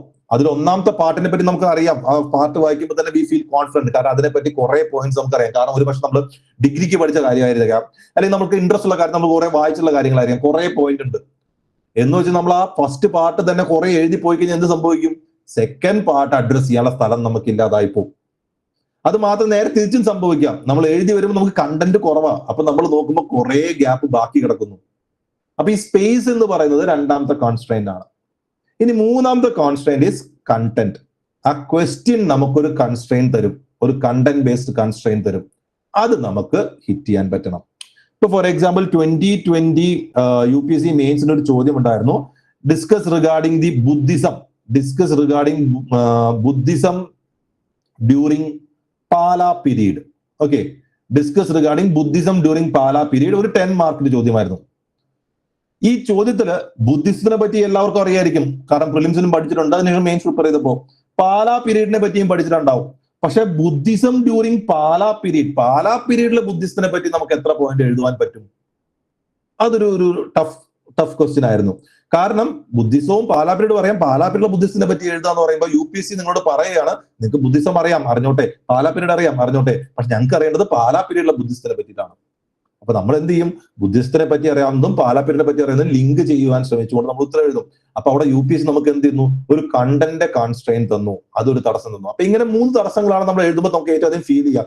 ടൈമിൽ എഴുതി തീർക്കാൻ പറ്റുന്നില്ല. 1, സ്പേസിൽ ചിലപ്പോൾ കൂടുതലായി പോകുന്നു, ചിലപ്പോൾ കുറഞ്ഞു പോകുന്നു. 2, 3 കണ്ടന്റ് ഇല്ല എന്ന് പറയുന്ന 3 പ്രശ്നങ്ങൾ. ഈ 3 പ്രശ്നങ്ങൾ ഏതെങ്കിലും 1ഓ 3ഓ നിങ്ങൾക്ക് ഉണ്ടെങ്കിൽ ഡോൺ വറി, ഇത് എഴുതി തുടങ്ങുന്ന 100% പേർക്കും ഇത് വെച്ചിട്ടാണ് നമ്മൾ തുടങ്ങുക. ഇത് തുടങ്ങുമ്പോൾ നമുക്ക് മനസ്സിലാക്കാവുന്ന ഒരു കാര്യം, ഇതിൽ 3ാമത്തെ കോൺസ്ട്രെയിൻ, കണ്ടന്റ് എന്ന് പറയുന്ന കോൺസ്ട്രെയിൻ നമുക്ക് എങ്ങനെ മാറ്റാൻ പറ്റും? പഠിച്ചാൽ മാറ്റാൻ പറ്റും. കാരണം എന്താ? കണ്ടന്റ് നമുക്ക് പഠിച്ചെടുക്കാൻ പറ്റും. എന്ത് ടോപ്പിക്കിനെ പറ്റി നമുക്ക് പഠിച്ചു കഴിഞ്ഞാൽ വി ക്യാൻ റൈറ്റ്. പക്ഷെ ടൈമും സ്പേസും എന്ന് പറയുന്ന കോൺസ്ട്രെയിൻസ് നമുക്ക് ഒറ്റയടിക്ക് മാറ്റുവാൻ പറ്റുന്ന ഒന്നല്ല. It take some time. നമ്മൾ കുറച്ച് ടൈം എടുത്ത് പ്രാക്ടീസ് ചെയ്തേ മാറ്റുവാൻ പറ്റുള്ളൂ. അതായത് ഒന്നാമത് റൈറ്റിംഗ് സ്പീഡ് കൂട്ടണം, തിങ്കിങ് സ്പീഡ് കൂട്ടണം, ക്വസ്റ്റ്യൻസുമായിട്ട് നമ്മൾ റിപ്പീറ്റഡ്ലി എഴുതി ഫെമിലറൈസ് ആവണം. ഒരു ചോദ്യം വായിക്കുമ്പോഴേ എന്തൊക്കെ എഴുതണം നമ്മുടെ മനസ്സിൽ പിക്ചർ തെളിയിക്കുവാൻ പറ്റണം. That comes by practice. അവിടെയാണ് നമുക്ക് ഡെയിലി റൈറ്റിംഗ് പ്രാക്ടീസിന്റെ പ്രശ്നം വരുന്നത്. ഓക്കെ, അപ്പൊ ഇതാണ് നമ്മുടെ 2ാമത്തെ ചലഞ്ച്, കൺസ്ട്രെയിന്റ് എന്ന് പറയുന്നത്. ഇനി വരുന്ന challenge content recall under pressure. Okay, നമ്മൾ ആക്ച്വലി ഈ മെയിൻസിനൊക്കെ പ്രിപ്പയർ ചെയ്യുന്ന കുട്ടികൾക്ക് when we do the discussion, അതായത് ഇവരും പ്രിലിംസ് മെയിൻസ് ക്വസ്റ്റ്യൻസ് എഴുതിയ ശേഷം ഡിസ്കഷൻ നടത്തുമ്പോൾ when we say some points, അവരുടെ മുഖത്ത് നമുക്ക് ക്ലിയർ ആവും. അതായത് അവർക്ക് ആ പോയിന്റ് അറിയാം, പക്ഷെ ആ പ്രഷറിൽ അത് റീകോൾ ചെയ്യാൻ പറ്റുന്നില്ല. കാരണം എന്താ? ടൈമിൽ എഴുതി തീർക്കണം, സ്പേസിൽ എഴുതി തീർക്കണം, പക്ഷെ ആ ടൈമിൽ ആ കണ്ടന്റും ഓർത്തെടുക്കണം. ലൈക്ക് ഇപ്പൊ സൊസൈറ്റിയുടെ ചില ചോദ്യങ്ങൾ നോക്കുമ്പോൾ വളരെ ബാലിശമായ പോയിന്റ്സ് ആണ്, നമുക്ക് എല്ലാവർക്കും അറിയാവുന്ന പോയിന്റ്സ് ആണ്. പക്ഷേ അത് ആ ടൈമിൽ ഓർത്തെടുത്ത് എഴുതുക എന്ന് പറഞ്ഞു കഴിഞ്ഞാൽ that is another challenge. So to recall the content under pressure. അപ്പോ ഇത് എങ്ങനെ സംഭവിക്കുക? ഇതെങ്ങനെ നമുക്ക് ഓവർകം ചെയ്യാൻ പറ്റുക? ഇത് ഓവർകം ചെയ്യണമെങ്കിൽ എങ്ങനെയാണ്? പ്രാക്ടീസ് വേണം. അതായത് നമ്മൾ അതായത് ഒരേ തീമിൽ വരുന്ന മൾട്ടിപ്പിൾ ചോദ്യങ്ങൾ നമ്മൾ എഴുതി കഴിയുമ്പോൾ ഏകദേശം ചില കണ്ടന്റ് നമ്മൾ റിപ്പീറ്റഡ്ലി യൂസ് ചെയ്ത് വരും. അങ്ങനെ റിപ്പീറ്റഡ്ലി യൂസ് ചെയ്ത് വരുന്ന കണ്ടന്റ് എന്ത് ചെയ്യും? നമ്മുടെ മനസ്സിലേക്ക് ഓട്ടോമാറ്റിക്കലി വന്നോളും. അപ്പൊ അവിടെയും പ്രാക്ടീസ് എന്താണ്? ഇമ്പോർട്ടന്റ് ആണ്. ദെൻ നിങ്ങൾ ഫേസ് ചെയ്യുന്ന മറ്റൊരു challenge is regarding addressing the demand of the question. ചോദ്യം വായിക്കുമ്പോൾ ഫസ്റ്റ് റീഡിങ്ങിൽ നമുക്ക് തോന്നുന്ന കാര്യങ്ങളായിരിക്കില്ല ഒരു പക്ഷേ ചോദ്യം നമ്മളോട് ഡിമാൻഡ് ചെയ്യുന്നുണ്ടാവുക. നമ്മൾ എന്ത് ചെയ്യും? നമ്മൾ ആ ചോദ്യം വായിക്കുമ്പോൾ ഫസ്റ്റ് ഇൻസ്റ്റൻസ് നമുക്ക് എന്ത് തോന്നുന്നോ അതിന്റെ ബേസിൽ നമ്മൾ അങ്ങനെ എഴുതിപ്പോവും. അങ്ങനെ എഴുതിപ്പോയി കഴിഞ്ഞ് ഇവാലുവേഷൻ ചെല്ലുമ്പോഴാണ് നമുക്ക് മനസ്സിലാവുക ഇതൊന്നുമല്ല ചോദിച്ചിരിക്കുന്നത്, ചോദ്യത്തിന്റെ കോണ്ടെക്സ്റ്റ് വേറെയാണെന്നുള്ളത്. അത് മാത്രമല്ല, ഒരു പക്ഷേ ക്വസ്റ്റ്യൻ ചോദിച്ചിരിക്കുന്ന ക്വസ്റ്റ്യന്റെ ഒരു ഭാഗം മാത്രമായിരിക്കും ഒരു പക്ഷെ നമ്മൾ അഡ്രസ് ചെയ്യുന്നുണ്ടാവുക, ക്വസ്റ്റ്യന്റെ എല്ലാ ഭാഗവും നമ്മൾ അഡ്രസ് ചെയ്യുന്നുണ്ടാവില്ല. അങ്ങനെ ഒരു ക്വസ്റ്റ്യൻ നമ്മളോട് ചോദിക്കുന്ന എന്താണെന്ന് കൃത്യമായി മനസ്സിലാക്കി അതിന് വേണ്ട കാര്യങ്ങൾ പ്രസന്റ് ചെയ്യുവാൻ നമുക്ക് ഒരു പക്ഷെ ബുദ്ധിമുട്ട് വന്നേക്കാം. That is regarding the addressing the demand of the question. ഇവിടെയും എന്താണ് ആവശ്യം? മൾട്ടിപ്പിൾ നമ്പർ ഓഫ് ക്വസ്റ്റ്യൻസ് എടുത്തുകൊണ്ട് ബ്രെയിൻ സ്റ്റോം ചെയ്തുകൊണ്ട് ഓരോന്നും എങ്ങനെയാണ് ചെയ്യേണ്ടത് ഫീഡ്ബാക്ക് എടുത്തുകൊണ്ട് പിന്നെയും പോയി അങ്ങനെ മനസ്സിലാക്കി പ്രാക്ടീസ് ചെയ്യുന്ന വേണം. പിന്നെ ഉണ്ടാവുന്ന പ്രശ്നം giving general points, lack of key words and vocabulary. Key words കൊണ്ടുവരാൻ പറ്റാതിരിക്കുക, വൊക്കാബുലറി ഉള്ള പ്രശ്നം. അതുകൊണ്ട് നമ്മൾ എഴുതുന്ന പോയിന്റ്സ് ജനറൽ ആയി പോകും. General points in the sense, ഇപ്പൊ ഫോർ എക്സാമ്പിൾ ഒരു ഇഷ്യൂ, ഇപ്പൊ എഡ്യൂക്കേഷൻ ബേസ്ഡ് ഇഷ്യൂ, അല്ലെങ്കിൽ വിമൻ റിലേറ്റഡ് ഇഷ്യൂ, അല്ലെങ്കിൽ ഹെൽത്ത് റിലേറ്റഡ് ഇഷ്യൂ, അല്ലെങ്കിൽ ക്രൈം റിലേറ്റഡ് ഇഷ്യൂ, ഇത് എന്തെങ്കിലും ബന്ധപ്പെട്ട് ചോദ്യം വന്നു കഴിഞ്ഞാൽ എല്ലാവർക്കും എഴുതാവുന്ന ഒരു കാര്യമാണ്. അതിന്റെ മെഷർ എന്ന രീതിയിൽ എഴുതുന്ന ഒരു കാര്യമാണ് അവയർനെസ് കൊടുക്കുക എന്നുള്ളത്. ഈ അവയർനെസ് കൊടുക്കുക എന്നുള്ളത് ആ കാര്യം കേൾക്കുമ്പോൾ എല്ലാവരും മനസ്സിലാക്കുന്ന ആദ്യത്തെ പോയിന്റാ. അപ്പൊ നമ്മൾ ആദ്യം ഒരു പക്ഷെ എഴുതുമ്പോൾ എന്ത് ചെയ്യും? അവയർനെസ് തന്നെ എഴുതും. അപ്പൊ എല്ലാവരെയും ആൻസറിൽ ലാസ്റ്റ് ചെയ്തിരിക്കുന്ന പോയിന്റ് ആണ് നമ്മുടെ ഫസ്റ്റ് കിടക്കുന്ന പോയിന്റ്. അപ്പോൾ അങ്ങനെ ജനറൽ പോയിന്റ്സ് കൊടുക്കുന്ന ഒരു അവസ്ഥ വരിക. കീവേഡ്സ് ഉപയോഗിക്കാൻ പറ്റാതെ വരിക. കീവേഡ്സ് എന്താ നമ്മൾ നോക്കുക, കീവേഡ്സ് ഉപയോഗിക്കാൻ പറ്റാതെ വരിക. വൊക്കാബുലറി ഉള്ള പ്രശ്നം. ഇപ്പൊ ഫോർ എക്സാമ്പിൾ ഇപ്പോ if you are talking about digital, ഇപ്പൊ ഫോർ എക്സാമ്പിൾ നമ്മൾ പറയാണ് UPI പേയ്മെന്റിനെ പറ്റി ഒരു ചോദ്യമാണെന്ന് വിചാരിക്കാം. ഇപ്പൊ UPI പേയ്മെന്റിനെ പറ്റി എന്തുകൊണ്ട് നമുക്ക് UPI പേയ്മെന്റ് ഇന്ത്യയിൽ എല്ലായിടത്തേക്കും വിചാരിച്ച പോലെ കൊണ്ടുവരാൻ പറ്റുന്നില്ല എന്ന് ചോദിച്ചാൽ നമ്മൾ പറയുന്ന ഒരു പോയിന്റ് ആയിരിക്കും എന്ത്? എല്ലാവർക്കും മൊബൈൽ ഫോൺ പെനട്രേഷൻ, എല്ലാവർക്കും മൊബൈൽ ഫോൺ എത്തിയിട്ടില്ല, എല്ലാവർക്കും മൊബൈൽ ഉപയോഗിക്കാൻ പറ്റില്ല എന്നൊക്കെ പറഞ്ഞ് നമ്മൾ എന്ത് ചെയ്യും? ഒരു 3 വരി എഴുതി വെക്കും. ഈ 3 വരി എഴുതുമ്പോൾ we are losing time, we are losing space. ഇതിന് പകരം നമുക്ക് ഉപയോഗിക്കുന്ന ഒരു വാക്കാണ് എന്ത്? ഡിജിറ്റൽ ഡിവൈഡ്, അല്ലെ? ഡിജിറ്റൽ ഡിവൈഡ് അതൊരു ലൈക്ക് കീവേഡ് പോലെ തന്നെ വരുന്ന ഒരു ലൈക്ക് ഈ 3 ലൈൻ നമ്മൾ എന്ത് ചെയ്തോ? 2 വാക്കിൽ ഒതുക്കി. അല്ലെങ്കിൽ ഡിജിറ്റലുമായി ബന്ധപ്പെട്ട് തന്നെ പറയും. ഇപ്പൊ ഫോർ എക്സാമ്പിൾ ഇപ്പോ സൈബർ ബുള്ളിങ് പോലെയുള്ള പ്രശ്നങ്ങൾ, അത് വിമൺ റിലേറ്റഡ് ആയി സൈബർ ബുള്ളിങ് പോലെ പ്രശ്നങ്ങൾ വരികയാണെങ്കിൽ അപ്പോൾ നമ്മൾ എന്ത് ചെയ്യണം? അവർക്കൊരു സേഫ് സ്പേസ്, അല്ലെങ്കിൽ സൈബർ ഒരു സേഫ് സ്പേസ് ആക്കി മാറ്റണം, അവിടെയുള്ള പ്രശ്നങ്ങളൊക്കെ നമുക്ക് ലീഗലി പ്രൊട്ടക്ട് ചെയ്യാൻ പറ്റണം എന്നൊക്കെ പറയുന്നത് നമ്മളൊരു സെന്റൻസ് മൂന്ന് വരി എഴുതി വെക്കും. അതിന് പകരം നമുക്ക് ഉപയോഗിക്കുന്ന വാക്കാണ് എന്ത്? Digital safety. അല്ലെങ്കിൽ വിമൻ റിലേറ്റഡ് തന്നെ മറ്റൊരു ഇഷ്യൂ പറയുകയാണെങ്കിൽ നമ്മൾ പറയും ഒരു women sometimes have to be breadwinner, they need to look after the family. അല്ലെങ്കിൽ ഒരു വീട്ടിൽ പോവേർട്ടി വന്നു കഴിഞ്ഞാൽ അതിന്റെ ഏറ്റവും ഇംപ്ലിക്കേഷൻ ഏറ്റവും കൂടുതൽ വരുന്ന വിമണിലേക്കാണ്. കാരണം ലൈക്ക് നിങ്ങൾ കണ്ടാവും, സിനിമകളൊക്കെ ഉണ്ടാവും, അല്ലെങ്കിൽ ഇത് പക്ഷെ നിങ്ങൾ നേരിട്ട് കണ്ടുണ്ടാവും. അതായത് ഇപ്പോൾ ഫുഡ് വീട്ടിൽ തികയാതെ വന്നാൽ അമ്മ പറയും അമ്മയ്ക്ക് വിശപ്പില്ല എന്നുള്ളത്. അപ്പൊ നമ്മൾ പറയാം അൾട്ടിമേറ്റ്ലി പോവർട്ടി വന്ന് വീഴുന്നത് വുമണിലേക്കാണ് എന്നൊക്കെ പറഞ്ഞ് നമ്മൾ എഴുതി വെക്കും. അതിന് പകരം നമുക്ക് എന്ത് പറയാൻ പറ്റും? Burden of poverty falls on women. അപ്പോൾ ഇത്തരത്തിലുള്ള വൊക്കാബുലറിയുടെ കുറവ്, ഈ വൊക്കാബുലറി നമുക്ക് എങ്ങനെയാണ് കിട്ടുന്നത്? വൊക്കാബുലറിക്ക് വേണ്ടി മാത്രം വരുന്ന കുറെ കാര്യങ്ങൾ വായിക്കാൻ പറ്റുമോ? ഇല്ല. നിങ്ങൾ ആൻസർ എഴുതുമ്പോൾ അതിന്റെ ഇവാലുവേഷൻ തരുമ്പോൾ മെന്റേഴ്സ് തരുന്നുണ്ടാവാം. ന്യൂസ് പേപ്പർ വായിക്കുമ്പോൾ ന്യൂസ് പേപ്പറിൽ നല്ല ടേംസ് വരുന്നുണ്ടാവാം, ആൻസർ കീസിൽ നല്ല ടേംസ് വരുന്നുണ്ടാവാം. അത് പിക്ക് ചെയ്യുക, അത് നമ്മൾ ഡേ ടു ഡേ ലൈഫിലൊക്കെ ഉപയോഗിക്കാൻ നോക്കുക, ആൻസറിൽ പർപ്പസ്ഫുള്ളി കൊണ്ടുവരാൻ നോക്കുക. അപ്പൊ അതെന്ത് ചെയ്യും? ആ വേർഡ് നമ്മുടെ വൊക്കാബുലറിയിൽ ഒരു വാക്കായി മാറും, നമ്മൾ ഉപയോഗിക്കുന്ന വാക്കുകൾ ഒരു വാക്കായി മാറും. സോ ഓട്ടോമാറ്റിക്കലി ഫ്ലോയിൽ വന്നോളും. ദെൻ മറ്റൊരു ചലഞ്ചാണ് എന്ത്? Lack of feedback and improvement. Answer ഇങ്ങനെ എഴുതുന്നുണ്ട്, ഈ ആൻസർ ഇങ്ങനെ എഴുതുന്നത് ശരിയാണോ തെറ്റാണോ എന്ന് അറിയുന്നില്ല. നമ്മൾ തന്നെ ഇവാലുവേറ്റ് ചെയ്യുന്നു, നമുക്ക് തോന്നുന്നു അടിപൊളി ആൻസർ. പക്ഷേ അതുകൊണ്ടൊരു ഇംപ്രൂവ്മെന്റ് ഉണ്ടാവുന്നത് എങ്ങനെയാണ്? നമ്മുടെ അതായത് ടൈമിൽ എഴുതുവാൻ പറ്റും, റൈറ്റിംഗ് സ്പീഡ് കൂടും, പക്ഷെ കണ്ടന്റ് സൈഡിലോ സ്ട്രക്ചർ സൈഡിലോ ഒരുപക്ഷെ ഇംപ്രൂവ്മെന്റ് വന്നോളന്നില്ല. അതിനെന്ത് വേണം? ഒരുപാട് ആൻസേഴ്സ് വായിച്ചിട്ടുള്ള, ഒരുപാട് ആൻസേഴ്സ് ഇവാലുവേറ്റ് ചെയ്ത് ശീലമുള്ള മെന്റേഴ്സിന്റെ അടുത്ത് you should be getting a feedback. അപ്പോൾ ഇത്തരത്തിൽ ഒരുപാട് challenges in the initial stage in the answer writing you would be facing. അപ്പോൾ അങ്ങനെ ചാലഞ്ചസ് ഫേസ് ചെയ്യുന്ന നിങ്ങൾ ഒരുപക്ഷെ എപ്പോഴും ഫേസ് ചെയ്യുന്നുണ്ടാവും. That's okay. ബട്ട് നമുക്ക് നോക്കാം എങ്ങനെ നമുക്ക് ഈ പറയുന്ന ആൻസർ റൈറ്റിംഗിലേക്ക് കടക്കാം, എന്തൊക്കെ കാര്യങ്ങൾ നമ്മൾ ആൻസർ ചെയ്ത് തുറമ്പോൾ ശ്രദ്ധിക്കണം. What should be the approach in answer writing? അത് നമുക്ക് ഡീകോഡ് ചെയ്തുകൊണ്ട് തുടങ്ങാം. സോ വിൽ സി എങ്ങനെ നമുക്ക് ചെയ്യാം എന്നുള്ളത്. ഞാൻ ഇവിടെ ഈ ആൻസർ റൈറ്റിംഗിന്റെ ഈ സെഷൻസിൽ നമ്മൾ പോകുമ്പോൾ I B showing many toppers copy.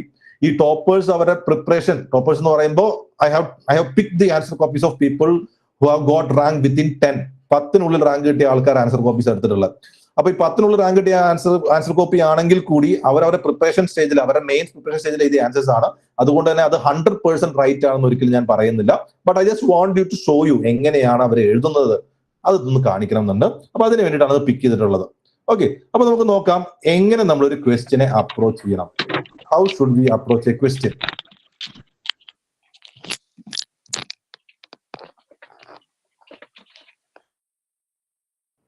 Okay, how should we approach a question? നമ്മൾ ഒരു ക്വസ്റ്റ്യൻ കാണുമ്പോൾ, ഒരു ക്വസ്റ്റ്യൻ വായിക്കുമ്പോൾ നമ്മൾ ഏറ്റവും ആദ്യം 3 കാര്യങ്ങൾ ഐഡന്റിഫൈ ചെയ്യാൻ ശ്രമിക്കണം. ഒന്ന്, ക്വസ്റ്റ്യന്റെ കീ തീം. കീ തീം എന്ന് കേൾക്കുമ്പോൾ എന്താണെന്ന് മനസ്സിലാവില്ല, എന്തിനെ പറ്റിയിട്ടാണ് ചോദ്യം ചോദിക്കുന്നത്, what is the core of the question, what is the crux of the question എന്ന് പറയുന്ന കാര്യം, കീ തീം എന്ത്. 2, ഡിറക്റ്റീവ് എന്ന് പറഞ്ഞു കഴിഞ്ഞാൽ ആ തീം നമ്മളോട് UPC പറയുന്നു, അതിനെ എന്ത് ചെയ്യുവാനാണ് UPC നമ്മളോട് പറയുന്നത്? ഡിസ്കസ് ചെയ്യുവാനാണോ, ഇലാബറേറ്റ് ചെയ്യുവാനാണോ, അല്ലെങ്കിൽ അനലൈസ് ചെയ്യുവാനാണോ, കമന്റ് ചെയ്യുവാനാണോ, എന്തിനെ പറ്റിയാണ് പറയുന്നത്? 3, UPSC ആ ക്വസ്റ്റ്യനിൽ എന്തെങ്കിലും കോൺസ്ട്രെയിൻ സെറ്റ് ചെയ്യുന്നുണ്ടോ? ഇത് UPSC എടുത്തു പറയില്ല, ഇതാണ് തീം, ഇതാണ് ഡയറക്റ്റീവ്, ഇതാണ് കൺസ്ട്രെയിൻ എടുത്തു പറയുന്നതല്ല, നമ്മൾ അത് ഐഡന്റിഫൈ ചെയ്യണം. ഈ 3 കാര്യങ്ങൾ first of all when you see a question you should be able to identify. ഏതൊക്കെയാണ്? കീ തീം എന്താണ്, ഡിറക്റ്റീവ് എന്താണ്, കൺസ്ട്രെയിൻ എന്താണ്. ഞാൻ കുറച്ച് എക്സാമ്പിൾസ് എടുക്കുമ്പോൾ നിങ്ങൾക്ക് കിട്ടും, അപ്പൊ നിങ്ങളൊന്ന് കോൺട്രിബ്യൂട്ട് ചെയ്യണേ. ഫോർ എക്സാമ്പിൾ, ഇത് 2024 കുറച്ച് ചോദ്യങ്ങളാണ്. Look at this question. The intercaste marriages between castes which have socio-economic parity have increased to some extent, but this is less true of inter-religious marriages. Discuss. ഇതാണ് ചോദ്യം. Intercaste marriages between castes which have socio-economic parity have increased to some extent, but this is less true of inter-religious marriages. Discuss. അപ്പൊ ഈ ചോദ്യത്തിന്റെ theme എന്താണ്? നമ്മൾ വായിക്കുമ്പോൾ മനസ്സിലാക്കുന്ന കാര്യം, ഇന്റർകാസ്റ്റ് മാരേജ് ഇപ്പോൾ ഇൻക്രീസ് ചെയ്യുന്നുണ്ട്. ഓക്കെ ഫൈൻ, ഒരു എക്സ്റ്റെന്റ് വരെ മാത്രം. പക്ഷെ ഇന്റർ റിലീജിയസ് മാരേജ് അത്രത്തോളം വരുന്നില്ല. ഡിസ്കസ്. അപ്പൊ ഇവിടുത്തെ കീ തീം എന്ന് പറഞ്ഞാൽ എന്താ? ഇന്റർകാസ്റ്റ് മാരേജ് ഒരു പരിധി വരെ എത്തിയെങ്കിലും ഇന്റർ റിലീജിയസ് മാരേജ് എത്തിയിട്ടില്ല എന്ന് പറയുന്നതാണ് അതിന്റെ കീ തീം. ഇതിലൂടെ UPSC നമ്മളോട് എന്താ ചെയ്യാൻ പറഞ്ഞിരിക്കുന്നത്? ഡിസ്കസ് ചെയ്യുവാൻ പറയുന്നു. ഡിസ്കസ് ചെയ്യാൻ പറയുമ്പോൾ ഇവിടെ ചെറിയ ചെറിയ കൺസ്ട്രെയിൻസ് UPSC ഒളിപ്പിച്ച് വെച്ചിട്ടുണ്ട്. എന്തൊക്കെയാണ് ചെറിയ ചെറിയ കൺസ്ട്രെയിൻസ്? ഇന്റർകാസ്റ്റ് മാരേജ് ഇവിടെ എല്ലാം ഓക്കെ ആയി എന്ന് പറയുന്നില്ല. ടു സം എക്സ്റ്റെന്റ് വരെ എന്ന് പറയുന്നുള്ളൂ. പക്ഷെ ഇന്റർ റിലീജിയസ് മാരേജ് അത്രത്തോളം ആയിട്ടില്ല എന്ന് പറയുന്നു. അപ്പോൾ നമ്മൾ ഇവിടെ എഴുതുമ്പോൾ ഇന്റർ റിലീജിയസ് മാരേജ് എന്തുകൊണ്ട് ആയിട്ടില്ല എന്ന് പറയുമ്പോഴും you should be trying to link with the inter caste marriages. അപ്പോൾ ഇവിടുത്തെ കീ തീം ഇതാണ്. ഡിറക്റ്റീവ് എന്താണ്? ഡിസ്കസ് ആണ്. ദെൻ കൺസ്ട്രെയിൻ എന്ന് പറഞ്ഞാൽ inter religious marriage with respect to inter caste marriage. അടുത്തൊരു ചോദ്യം നോക്കാം, അപ്പൊ കുറച്ചുകൂടി ക്ലിയർ ആവും. In dealing with the socio economic issues of development, what kind of collaboration between government, NGOs and private sector would be most productive? In dealing with socio-economic issues of development, what kind of collaboration between government, NGOs and private sector would be most productive? ഇവിടെ directive എന്ന് പറയാനായിട്ട് ഒന്നും തന്നെ UPC കൊടുത്തിട്ടില്ല. പകരം what kind, ഏതൊക്കെ type ആണ് എന്നുള്ളതാണ് ചോദിച്ചിട്ടുള്ളത്. ഇതിൽ കീവേഡ് അല്ലെങ്കിൽ നമ്മുടെ കീ തീം എന്ന് പറയുന്നത് എന്താ? ഗവൺമെന്റും NGOയും പ്രൈവറ്റ് സെക്ടറും തമ്മിലുള്ള കൊളാബറേഷനെ പറ്റിയിട്ടാണ് പറയുന്നത്. ഈ ഗവൺമെന്റും NGOയും പ്രൈവറ്റ് സെക്ടറും പല കാര്യങ്ങൾക്ക് വേണ്ടി കൊളാബറേറ്റ് ചെയ്യാം. ഇവിടെ എന്താണ് നമ്മുടെ കൺസ്ട്രെയിൻ? ഇവരുടെ collaboration with respect to socio economic issues. അപ്പോ ഗവൺമെന്റും NGOയും പ്രൈവറ്റ് സെക്ടറും എങ്ങനെ കൊളാബറേറ്റ് ചെയ്യുമ്പോഴാണ് അത് സോഷ്യോ എക്കണോമിക് ഇഷ്യൂസിന്റെ കേസിൽ, ഡെവലപ്മെന്റിൽ സോഷ്യോ എക്കണോമിക് ഇഷ്യൂസിന്റെ കേസിൽ അത് പ്രൊഡക്റ്റീവ് ആവുക എന്നാണ് ചോദ്യം. അപ്പൊ കീ തീം എന്ന് പറഞ്ഞാൽ collaboration of government, NGOs and private sector ആണ്. ഇവിടുത്തെ ഡിറക്റ്റീവ് എന്ന് പറഞ്ഞാൽ വാട്ട് കൈൻഡ്, ഏതൊക്കെ ടൈപ്പ് ആണെന്ന് നമ്മൾ കൃത്യമായി ലിസ്റ്റ് ചെയ്യാണ് വേണ്ടത്. ആൻഡ് കൺസ്ട്രെയിൻ എന്ന് പറഞ്ഞാൽ with respect to socio economic issue development എന്ന് പറയുന്ന കാര്യത്തിലാണ്. ഓക്കെ, ഞാനിതൊക്കെ ഓരോ ചോദ്യങ്ങളിലും എങ്ങനെയാണെന്നാണ് പറയുന്നത്, അപ്രോച്ച് ചെയ്യേണ്ട കാര്യമാണ് പറയുന്നത്. നോക്കുക, അടുത്ത ചോദ്യം നോക്കൂ. Though the great Cholas are not more, yet their name is still remembered with great pride because of their highest achievement in the domain of art and architecture. Comment. ഇവരുടെ ഡയറക്റ്റീവ് എന്താ? Comment. ഈ പറയുന്ന സ്റ്റേറ്റ്മെന്റിനെ പറ്റി നിങ്ങളുടെ comment, നിങ്ങളുടെ അഭിപ്രായം പറയുക. നിങ്ങളുടെ അഭിപ്രായം പറയാന്ന് ഇവിടുത്തെ കീ തീം എന്ന് പറഞ്ഞാൽ ആരെയാണ്? ചോളാസിനെ പറ്റിയിട്ടാണ്. ഗ്രേറ്റ് ചോളാസ്. ചോളാസ് എന്ന് പറഞ്ഞാൽ ലൈക്ക് ഇപ്പോഴും നമ്മളവരുടെ പേര് ഓർക്കുന്നു. അത് അവര് ആർക്കിടെക്ചറിലേക്കും ആർട്ടിലേക്കും കൊണ്ടുവന്ന ഡൊമൈൻ കാരണമാണ് എന്നുള്ളത്. അപ്പോൾ ഇവിടുത്തെ കൺസ്ട്രെയിൻ എന്ന് പറഞ്ഞാൽ എന്താ? Domain of art and architecture ആണ്. ഇവിടെ ഡൊമൈൻ ഓഫ് ആർട്ട് ആൻഡ് ആർക്കിടെക്ചറിനെയാണ് നിങ്ങൾ ഹിറ്റ് ചെയ്യുന്നതെങ്കിലും അതിനെപ്പറ്റി മാത്രമേ എഴുതാവൂ എന്നൊന്നുമില്ല. കാരണം ഇവിടെ ചോദിച്ചിരിക്കുന്നത് കമന്റ് ചെയ്യുവാനാ. അപ്പൊ നിങ്ങളുടെ കമന്റിൽ നിങ്ങൾക്ക് തോന്നുവാണ് ഇതുകൊണ്ട് മാത്രമല്ല അവരുടെ അഡ്മിനിസ്ട്രേറ്റീവ് പോളിസീസ് കാരണം, അവരുടെ എക്സ്പാൻഷണറി പോളിസീസ് കാരണം അവർ ഇമ്പോർട്ടന്റ് ആണെന്ന് തോന്നുവാണ്. ഇപ്പൊ ഫോർ എക്സാമ്പിൾ ഇപ്പൊ രാജേന്ദ്ര 1 എന്ന് പറയുന്ന Cholan was able to control Maldives, Indonesia and complete Sri Lanka. അപ്പൊ അവരുടെ എക്സ്പാൻഷണറി പോളിസീസ് ഇമ്പോർട്ടന്റ് ആണ്. അല്ലെങ്കിൽ they were able to control the Odisha region, Gangai Konda Chola. അപ്പോൾ അങ്ങനത്തെ കാര്യങ്ങൾ ഉള്ളത് കൊണ്ട് നിങ്ങൾക്ക് കമന്റ് ചെയ്യണമെങ്കിൽ അതുകൊണ്ട് പറയാം. പക്ഷെ എന്നിരുന്നാലും നിങ്ങളുടെ major part of the answer should be regarding art and architecture.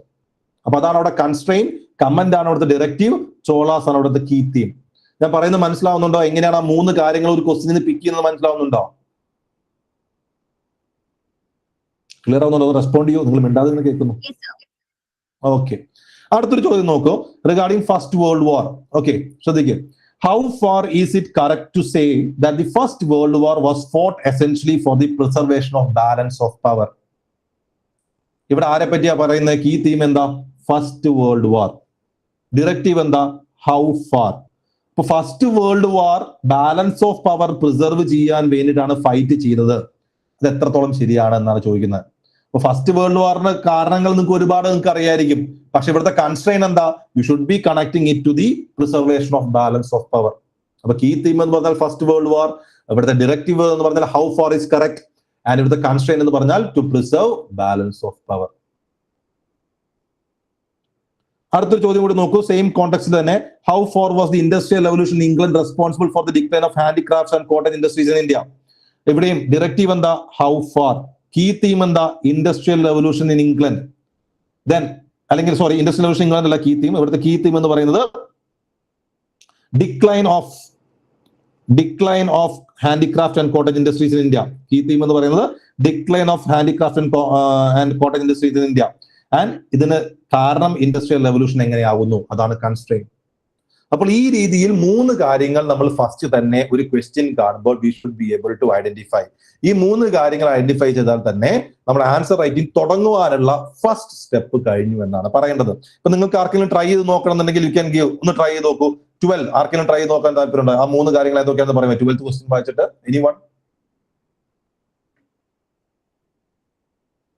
Anyone want to try? എന്താണ് ഇതിന്റെ ഡയറക്റ്റീവ്, എന്താണ് ഇതിന്റെ കൺസ്ട്രെയിൻ, എന്താണ് ഇതിന്റെ കീ തീം എന്ന് വായിച്ച് നോക്കിയിട്ട് കിട്ടുന്നുണ്ടെങ്കിൽ അൺമ്യൂട്ട് ചെയ്ത് പറയാമെന്നാണോ? അങ്ങനെയല്ല, ജസ്റ്റ് ഒന്ന് ട്രൈ. തെറ്റിയാലും കുഴപ്പമില്ലല്ലോ. Just give an attempt. ആരെങ്കിലും? Anaka, you want to attempt? Yes, I shall try. Okay, yeah. So the question was, what is the need for expanding the regional air connectivity in India? In this context, discuss the government's UDAN scheme and its achievements. Okay.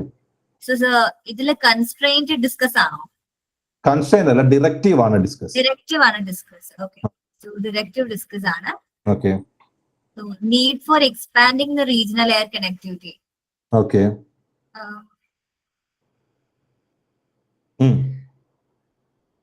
So അത് confusion ആയി. അതായത് ഈ achievements ആണോ അപ്പൊ നമ്മുടെ constraint എന്ന് പറയുന്നത്? Good attempt. ഞാൻ പറയാം. ഓക്കെ, ഇവിടെ ഈ ക്വസ്റ്റ്യൻ 2 പാർട്ട് ഉണ്ട്. അപ്പൊ ഫസ്റ്റ് പാർട്ടിൽ വാട്ട് എന്ന് പറയുന്നതാണ് ഡയറക്റ്റീവ്, സെക്കൻഡ് പാർട്ടിൽ ഡിസ്കസ് എന്ന് പറയുന്നതാണ് ഡയറക്റ്റീവ്. That's fine. ഇവിടെ regional air connectivity in India ആണ് നമ്മുടെ കീ തീം എന്ന് പറയുന്നത്. Okay, regional air connectivity in India.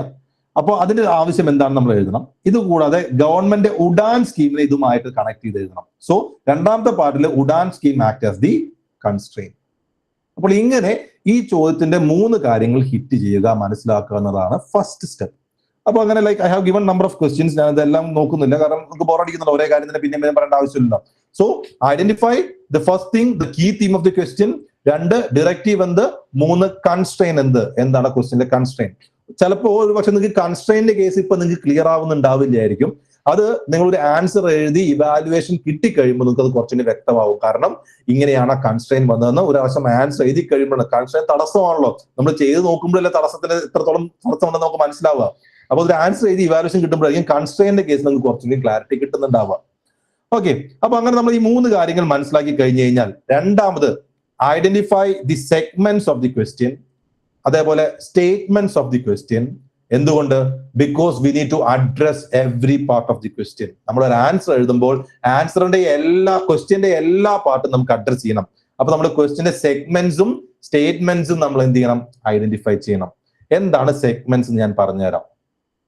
ചില ചോദ്യങ്ങളിൽ ഒന്നിൽ കൂടുതൽ കാര്യങ്ങളെ പറ്റി UPSC നമ്മളോട് ചോദിച്ചിട്ടുണ്ടാവും. ഒന്നിൽ കൂടുതൽ ചോദ്യങ്ങൾ സെയിം ക്വസ്റ്റ്യനിൽ തന്നെ ഉണ്ടാവും. We need to address 1 or 2 or 3 things in the same question. Example കാണിച്ചു തരാമേ. The right to privacy is intrinsic to life and personal liberty and is inherently protected under Article 21 of the Constitution. Explain. In this reference, discuss the law related to DNA testing of child in the womb to establish its paternity. 250 വേർഡ്സിന്റെ 15 മാർക്കിന്റെ ചോദ്യം. ഈ ചോദ്യത്തിന് 2 part ഉണ്ട് അല്ലെ. ഒന്നാമത്തെ part, right to privacy is intrinsic to life and personal liberty and is inherently protected under article 21 of the constitution. Explain. അതായത് നമ്മുടെ fundamental rights part 3 article 21 എന്ന് പറഞ്ഞാൽ that's regarding right to life and personal liberty.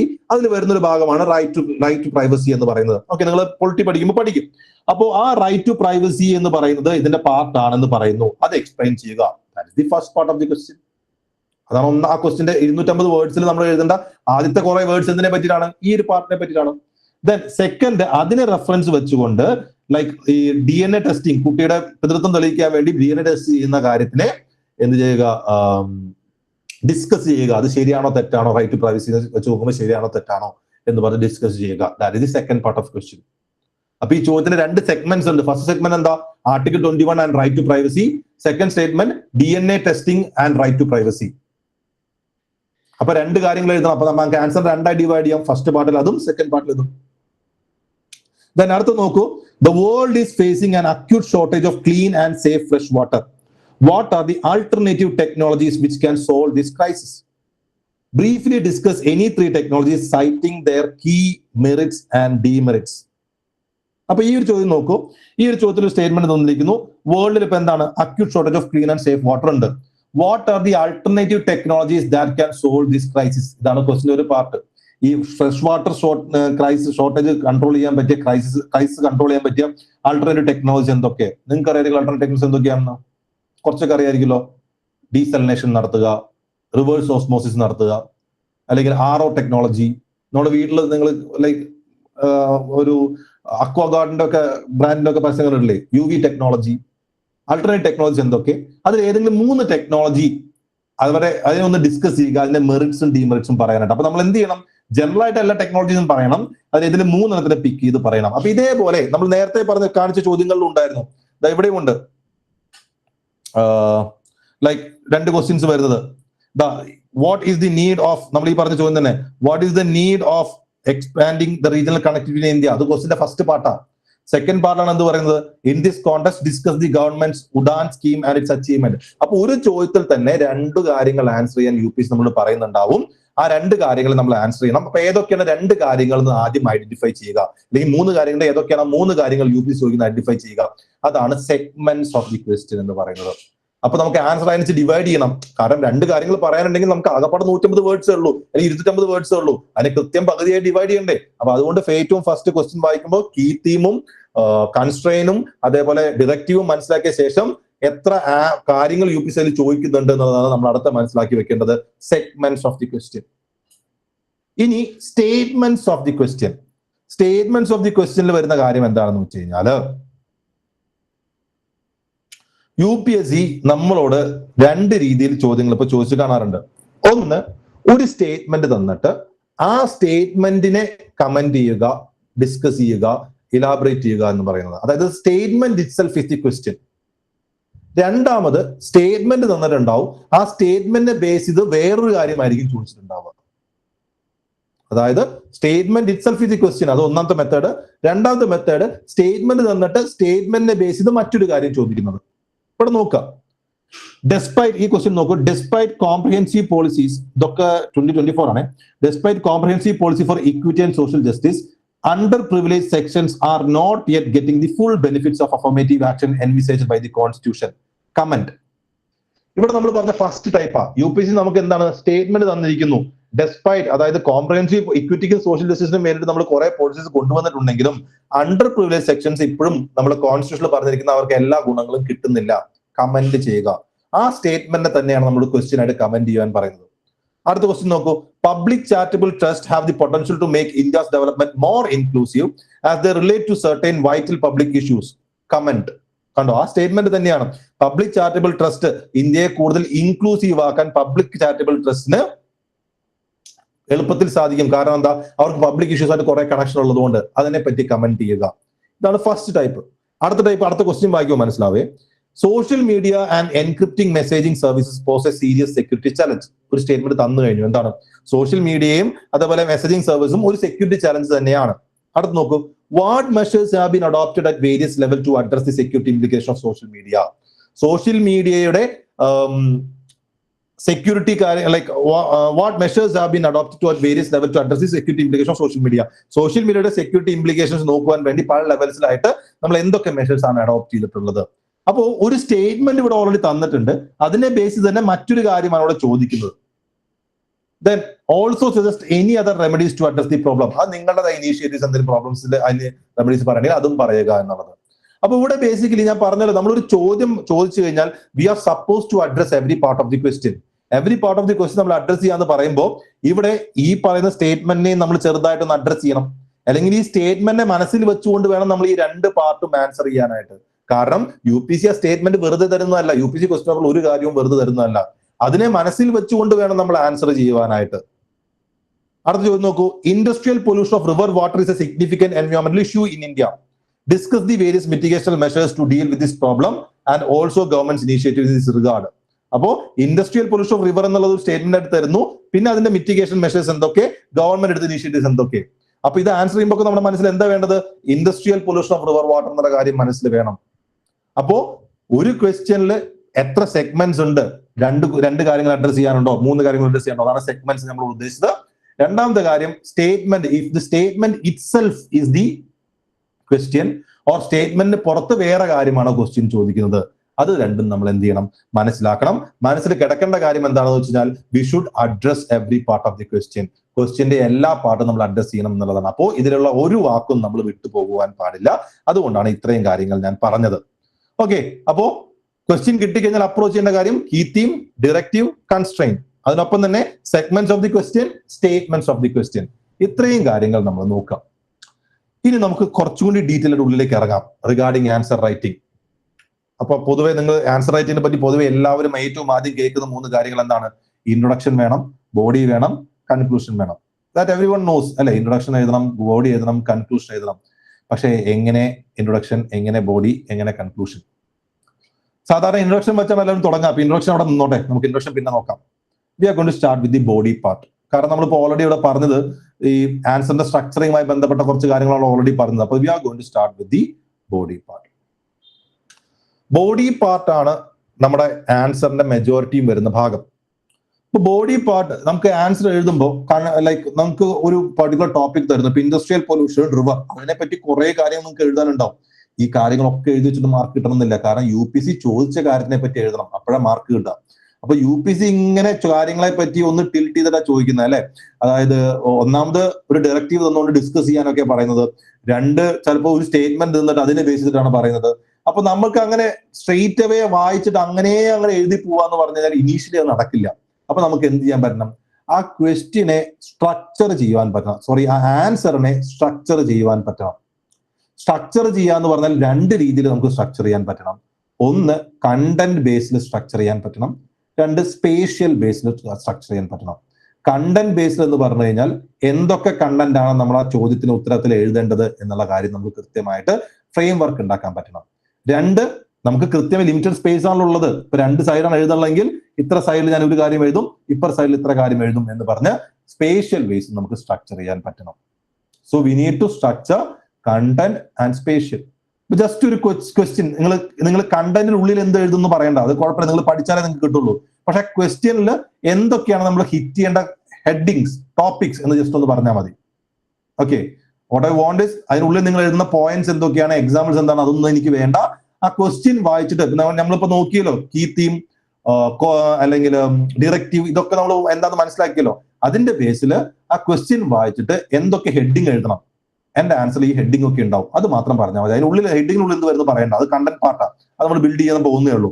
So I want how to build the structure. ഈ ഒരു ചോദ്യം നോക്കുക. First question: several initiatives have been taken by government towards addressing India's water needs, but the issue of water availability and water quality still warrant prioritized intervention. Discuss. ഈ ചോദ്യത്തില് ഈ question വന്നു കഴിഞ്ഞാൽ ഈ ക്വസ്റ്റ്യനിൽ നിങ്ങൾ എന്താണ് ഇതിന്റെ ആൻസർ നിങ്ങൾ എഴുതാൻ ഉദ്ദേശിക്കുന്നത്? I don't want the content part. What I want is നിങ്ങൾ അതിൽ എന്താണ് അതിന്റെ എന്തൊക്കെ ഹെഡിങ്സ് ആണ് നിങ്ങൾ എഴുതാൻ ഉദ്ദേശിക്കുന്നത് മാത്രം ഒന്ന് മനസ്സിലൊന്ന് ആലോചിച്ച് നോക്കിയോ. Give 2 minutes. ഹെഡിങ് മാത്രം മതി. So first of all, water needs and issues ആണ്. അനക 1 minute ഒന്ന് എല്ലാവരും ഒന്ന് ആലോചിച്ച ശേഷം നമുക്കൊന്ന് പറയാം. Okay sir, sure.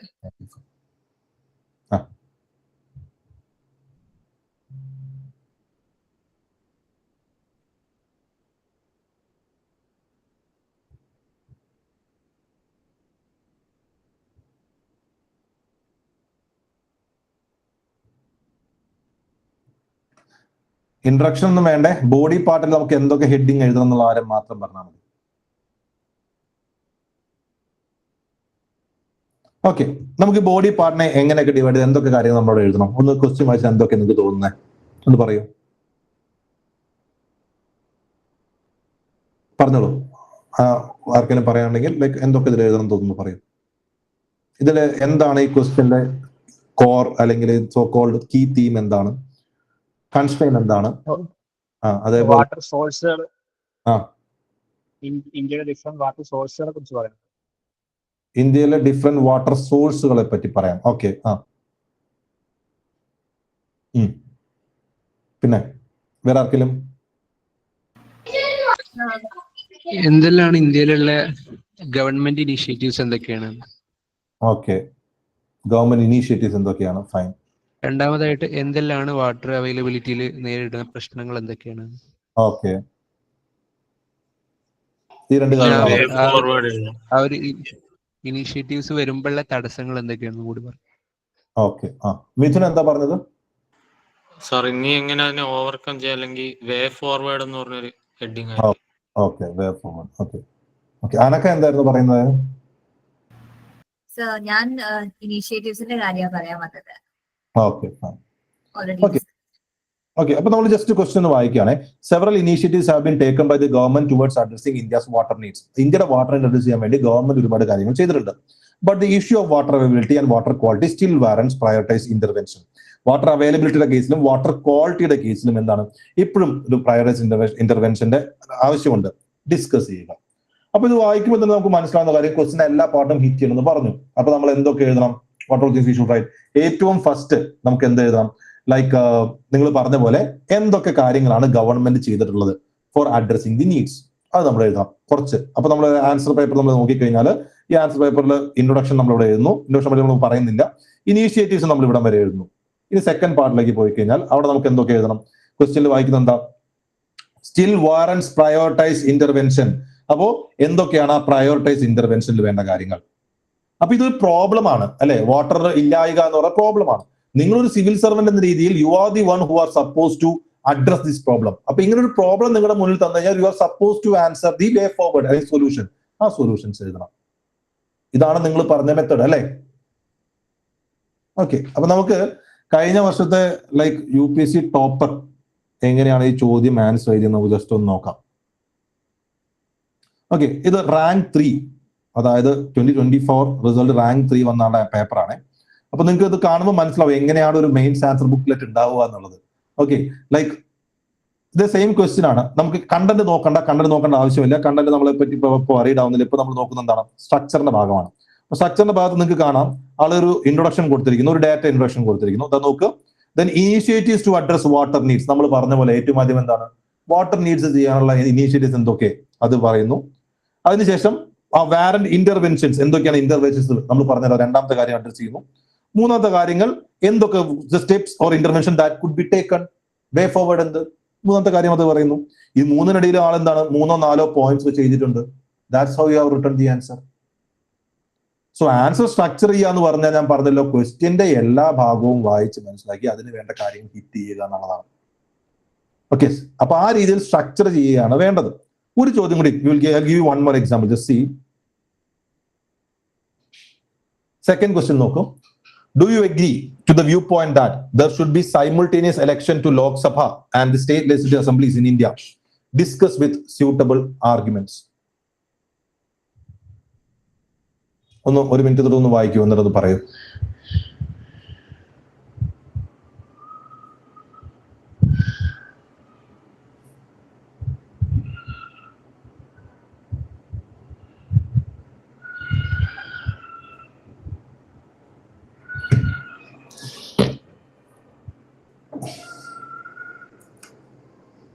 Okay, anyone ആരെങ്കിലും ഒന്ന് പറയോ?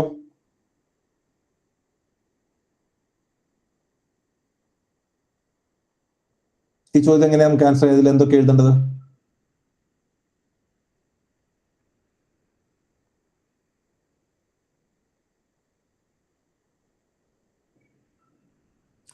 ഓക്കെ, അതിൽ ആരെങ്കിലും ആൻസർ ചെയ്യുന്നുണ്ടോ? എനിവൺ? അതില് അഡ്വാൻറ്റേജും ഡിസഡ്വാൻറ്റേജും ആദ്യം എഴുതണം. പിന്നെ അതിനുശേഷം വേ ഫോർവേഡ് ആയിട്ട് നമ്മൾ അത് എഗ്രി ചെയ്യുന്നെങ്കിൽ എഗ്രി ചെയ്യുന്ന പോലെ എഴുതണം, ഇല്ലെങ്കിൽ ഒപ്പോസ് ചെയ്തിട്ട് എഴുതണം. That's it. ഇവിടെ ചോദിക്കുന്നത്, do you agree to the view point that there should be a simultaneous election to the Lok Sabha and state assemblies in India? One nation, one election എന്ന് പറയുന്ന കാര്യത്തെ പറ്റിയാണ് ചോദിക്കുന്നത്. അപ്പോ നിങ്ങൾ അതിനോട് എഗ്രി ചെയ്യുന്നുണ്ടോ? Discuss with suitable arguments. അപ്പോൾ നമ്മളോട് മറിയം പറഞ്ഞു അത് വേണോ വേണ്ടോ എന്നുള്ള കാര്യം രണ്ട് സൈഡും പറയണം. വേ ഫോർവേഡ് എഴുതണം. So again will see another topper, I think rank 4 ആണ്. എങ്ങനെ ചോദ്യം ആൻസർ ചെയ്ത് നോക്കാം. അതാ സെയിം ക്വസ്റ്റ്യൻ ആണ്. വൺ നേഷൻ വൺ ഇലക്ഷൻ എന്നുള്ള കാര്യം തന്നെ ഇവിടെ പറഞ്ഞു. അതിനുശേഷം ആർഗ്യുമെന്റ്സ് ഫോർ എന്തൊക്കെയാണ് നമ്മൾ വൺ നേഷൻ വൺ ഇലക്ഷൻ വന്നു കഴിഞ്ഞാൽ, അതായത് പാർലമെന്റിലേക്കും സ്റ്റേറ്റ് ലെജിസ്ലേച്ചറിലേക്കും ഒരേ സമയം ഇലക്ഷൻ വന്ന എന്തൊക്കെയാണ് ഗുണങ്ങൾ. She wrote some points. Okay, 1 2 3 4. Then എന്നാൽ ഇങ്ങനെയൊക്കെ ചലഞ്ചസും ഉണ്ട്. എന്തൊക്കെ challenges? She wrote some points 1 2 3 4. ഇനി എങ്ങനെ നമുക്ക് മുന്നോട്ട് കൊണ്ടുപോകാൻ പറ്റും? What are the way forward? 1 2. So this is the structuring of the question. ഇങ്ങനെയാണ് നമ്മൾ ക്വസ്റ്റ്യൻ ആക്ച്വലി വായിച്ച് സ്ട്രക്ചർ ചെയ്യാന്നുള്ളത്. അപ്പൊ ഇവിടെ സ്ട്രക്ചർ ചെയ്യുമ്പോൾ മറ്റൊരു ഇമ്പോർട്ടൻസ് എന്താണെന്ന് വെച്ച് കഴിഞ്ഞാൽ, ഒരു ചോദ്യം ചോദിക്കുമ്പോൾ നമ്മൾ പറയും 10 മാർക്കിന്റെ ചോദ്യമാണെങ്കിൽ you should be writing somewhere around 10 points. മറ്റേ 15 മാർക്കാണെങ്കിൽ you should write around 15 points. അപ്പൊ ഒരു ഹെഡിങ്ങിനുള്ളിൽ 10 പോയിന്റ് ജനറേറ്റ് ചെയ്യാൻ നിങ്ങൾ ശ്രമിച്ചു കഴിഞ്ഞാൽ ദാറ്റ് ഇസ് വെരി ടഫ്. അത് നിങ്ങൾക്കല്ല, എല്ലാവർക്കും ടഫാണ്. പക്ഷെ അത് 2 ഹെഡിങ് ആയി ഡിവൈഡ് ചെയ്ത് ഒരെണ്ണത്തിനിടയിൽ 5 പോയിന്റ് വെച്ച് ജനറേറ്റ് ചെയ്യാൻ ദാറ്റ് ഇസ് ഈസി. അപ്പോൾ ആ കാര്യത്തിൽ നമുക്ക് എന്ത് ചെയ്യണം? ഫസ്റ്റ് ഓഫ് ഓൾ ആ കണ്ടന്റ് നമുക്കൊന്ന് സ്ട്രക്ചർ ചെയ്യാൻ പറ്റണം. 2 സ്പേസ് എങ്ങനെ കൊടുക്കുന്നു പറയാൻ പറ്റും. അതാണ് ഒന്നാമത്തെ കാര്യം. ബോഡിയിൽ വരുന്ന രണ്ടാമത്തെ കാര്യം പ്രസന്റേഷൻ ആണ്. പ്രസന്റേഷൻ മീൻസ് നമുക്കുള്ള കണ്ടന്റ്. ഇപ്പൊ നിങ്ങൾ പ്രിലിംസ് കഴിഞ്ഞ് കഴിഞ്ഞാൽ ഏകദേശം 13,000-14,000 പേരോട് ഒരു കൊല്ലം പ്രിലിംസ് കയറുക. നിങ്ങൾ പ്രിലിംസ് കയറി കഴിഞ്ഞാൽ നിങ്ങളുടെ ഒപ്പം കയറിയിട്ടുള്ള ബാക്കി 13,000 പേരും നല്ലോണം തന്നെ പ്രിപ്പയർ ചെയ്യും. അപ്പൊ അവർക്ക് നമുക്ക് കിട്ടുന്ന കണ്ടന്റ് ഒക്കെ അവൈലബിൾ, അവരും നല്ല കണ്ടന്റ് നോക്കി പഠിക്കുന്നുണ്ടാവും. പിന്നെ നമ്മളിലെ കുറച്ച് കയറി നിൽക്കാൻ പറ്റും നമ്മുടെ പ്രസന്റേഷനിലാണ്. അപ്പൊ നമുക്ക് പറയാനുള്ള കാര്യങ്ങളെ നമുക്ക് ചിത്രങ്ങളും ഫ്ലോ ചാർട്ട്സും ഡയഗ്രാംസുമായിട്ട് എന്ത് ചെയ്യാൻ പറ്റും? റെപ്രസെന്റ് ചെയ്യാൻ പറ്റും. പല രീതിയിലുള്ള ഡയഗ്രാംസ് കൊണ്ടുവരാം, ഫ്ലോ ചാർട്ട്സ് കൊണ്ടുവരാം, അല്ലെങ്കിൽ യു ക്യാൻ ബ്രിങ് ലൈക്ക് ഇതേപോലുള്ള ലൈക്ക് മൾട്ടിപ്പിൾ ഡയഗ്രാംസ് കൊണ്ടുവരാം, സ്പോക്ക് ഡയഗ്രാംസ് കൊണ്ടുവരാം, സൺ ഡയഗ്രാംസ് കൊണ്ടുവരാം. I will show you some of the examples. Maps വരയ്ക്കാം. ഇത് നോക്കുക, ഈ ക്വസ്റ്റ്യൻ നോക്കുക. While the Civil Service Board can be a step forward in making Indian bureaucracy more effective, it has its own issues which needs to be addressed, analyzed. Civil Service Board Indian ബ്യൂറോക്രസിയിൽ like മുന്നോട്ട് ചലിക്കുകയാണെങ്കിലും അതിനെന്താ issues ഉണ്ട് എന്ന് പറഞ്ഞാൽ ചോദ്യം അവിടെ നോട്ടെ. ഇവിടെ ലൈക്ക് കുട്ടി ആൻസർ ചെയ്യുന്ന രീതി നോക്കൂ. ഇഷ്യൂസ് ഇൻ ബ്യൂറോക്രസി എന്ന് പറഞ്ഞ് സെൻട്രൽ ഒരു സാധനം കൊടുത്തിട്ട് 4 പോയിന്റ്സ് 4 സൈഡിലേക്കും ഒരു ആരോ കൊടുത്ത് represent ചെയ്തേക്കാണ്. Then she have written the points. അപ്പോൾ ഒരു മൊണോട്ടോണസ് ആയി കുറെ പാരഗ്രാഫായി എഴുതി വെക്കുന്ന ആൻസറിനിടയിൽ ഇതൊരു സാധനം കാണുമ്പോൾ പെട്ടെന്ന് ശ്രദ്ധ ഇടിക്കും. അത് മാത്രമല്ല, ഈ ആൻസർ വായിക്കുന്ന ആളുടെ മനസ്സിൽ കൂടി നമ്മൾ ആലോചിക്കണം. ഇദ്ദേഹം ഒരുപക്ഷെ ചിലപ്പോൾ അദ്ദേഹത്തിന്റെ പേഴ്സണൽ പ്രോബ്ലം ഒരുപാട് ഉണ്ടാവും, അതിന് പുറത്ത് വന്നിട്ട് ഇരിക്കുകയായിരിക്കും. ഇതേ ആൻസർ തന്നെ വായിച്ച് മടുത്തിരിക്കുന്ന അദ്ദേഹത്തിനിടയിൽ ഒരു വെറൈറ്റി ആയ ഒരു പ്രസന്റേഷൻ കാണുമ്പോൾ obviously he will be or she will be having കുറച്ച് മാർക്ക് കൂടുതൽ ഇടാനുള്ള തോന്നിക്കഴിഞ്ഞാൽ നമ്മൾ രക്ഷപ്പെട്ടു. സോ ആൻസറിൽ ആ മൊണോട്ടോണസ് നേച്ചർ ബ്രേക്ക് ചെയ്യാനായിട്ട് വി ക്യാൻ ബ്രിങ് അത് മൊണോട്ടോണസ് നേച്ചർ ബ്രേക്ക് ചെയ്യാന്ന് മാത്രമല്ല, നമുക്ക് ടൈം സേവ് ചെയ്യാം, നമ്മളുടെ ഐഡിയ നമുക്ക് കുറച്ചുകൂടി നന്നായി റെപ്രസെന്റ് ചെയ്യാനും പറ്റും ത്രൂ ദീസ് മെത്തേഡ്സ്. ഇതൊരു മെത്തഡോളജി. മറ്റൊരു ഡയഗ്രാം നോക്ക്. Discuss how the integration of information and communication technology ICT in the dispute resolution process will help in overcoming the challenges associated with functioning of courts and alternate dispute resolutions. കോഡ്സിന്റെയും മറ്റേ ADRസിന്റെയും ഫംഗ്ഷനിൽ എങ്ങനെ information communication technology help ചെയ്യും എന്നുള്ളതാണ്. അപ്പൊ നോക്കൂ, ഇവിടെ challenges പറഞ്ഞിരിക്കുന്നുണ്ടോ? Challenges എന്ന് പറഞ്ഞിട്ട് ഒരു ആരോ താഴേക്ക് കൊടുത്തിരിക്കുന്നു, അതിനിടയിലായിട്ട് 1, 2, 3, 4, 5 പോയിന്റ്സ് ആരോയിൽ കൊടുത്തിരിക്കുന്നു. Okay, you can see inordinate delays, vacancy in judiciary, costly justice delivery എന്നുള്ള കാര്യങ്ങളൊക്കെ. അതേപോലെ തന്നെ നോക്ക്, ICT as a solution to above challenges. എങ്ങനെ കണ്ടോ? ഒരു ഫ്ലോ ചാർട്ട് കൊടുത്തിരിക്കുന്നു. ICT വന്നു കഴിഞ്ഞാൽ സ്പീഡി ഡിസ്പോസൽ നടക്കും. എങ്ങനെയാണ് സ്പീഡി ഡിസ്പോസൽ നടക്കുക? ഓൺലൈൻ പ്രൊസീജിയർ ആണ്. Okay, available to evidence and document online, കാരണം പെട്ടെന്ന് എടുക്കാൻ പറ്റും, ഫയലായിട്ട് എടുത്ത് മറിച്ച് നോക്കേണ്ട ആവശ്യമില്ല, സെർച്ച് ചെയ്താൽ കിട്ടും. ദെൻ ഈസ് ഇൻ ഇൻവെസ്റ്റിഗേഷൻ കുറച്ച് എളുപ്പമായി മാറും. ദെൻ സ്പീഡ് ഓഫ് ജഡ്ജ്മെന്റും കൂടും. സോ അതൊരു ഫ്ലോ ചാർട്ട് വെച്ച് കാണിച്ചിരിക്കുന്നു. നമ്മൾ സെന്റൻസ് എഴുതുന്നതിന് പകരം ഫ്ലോ ചാർട്ടായി കാണിച്ചിരിക്കുന്നത്. That's another innovative method.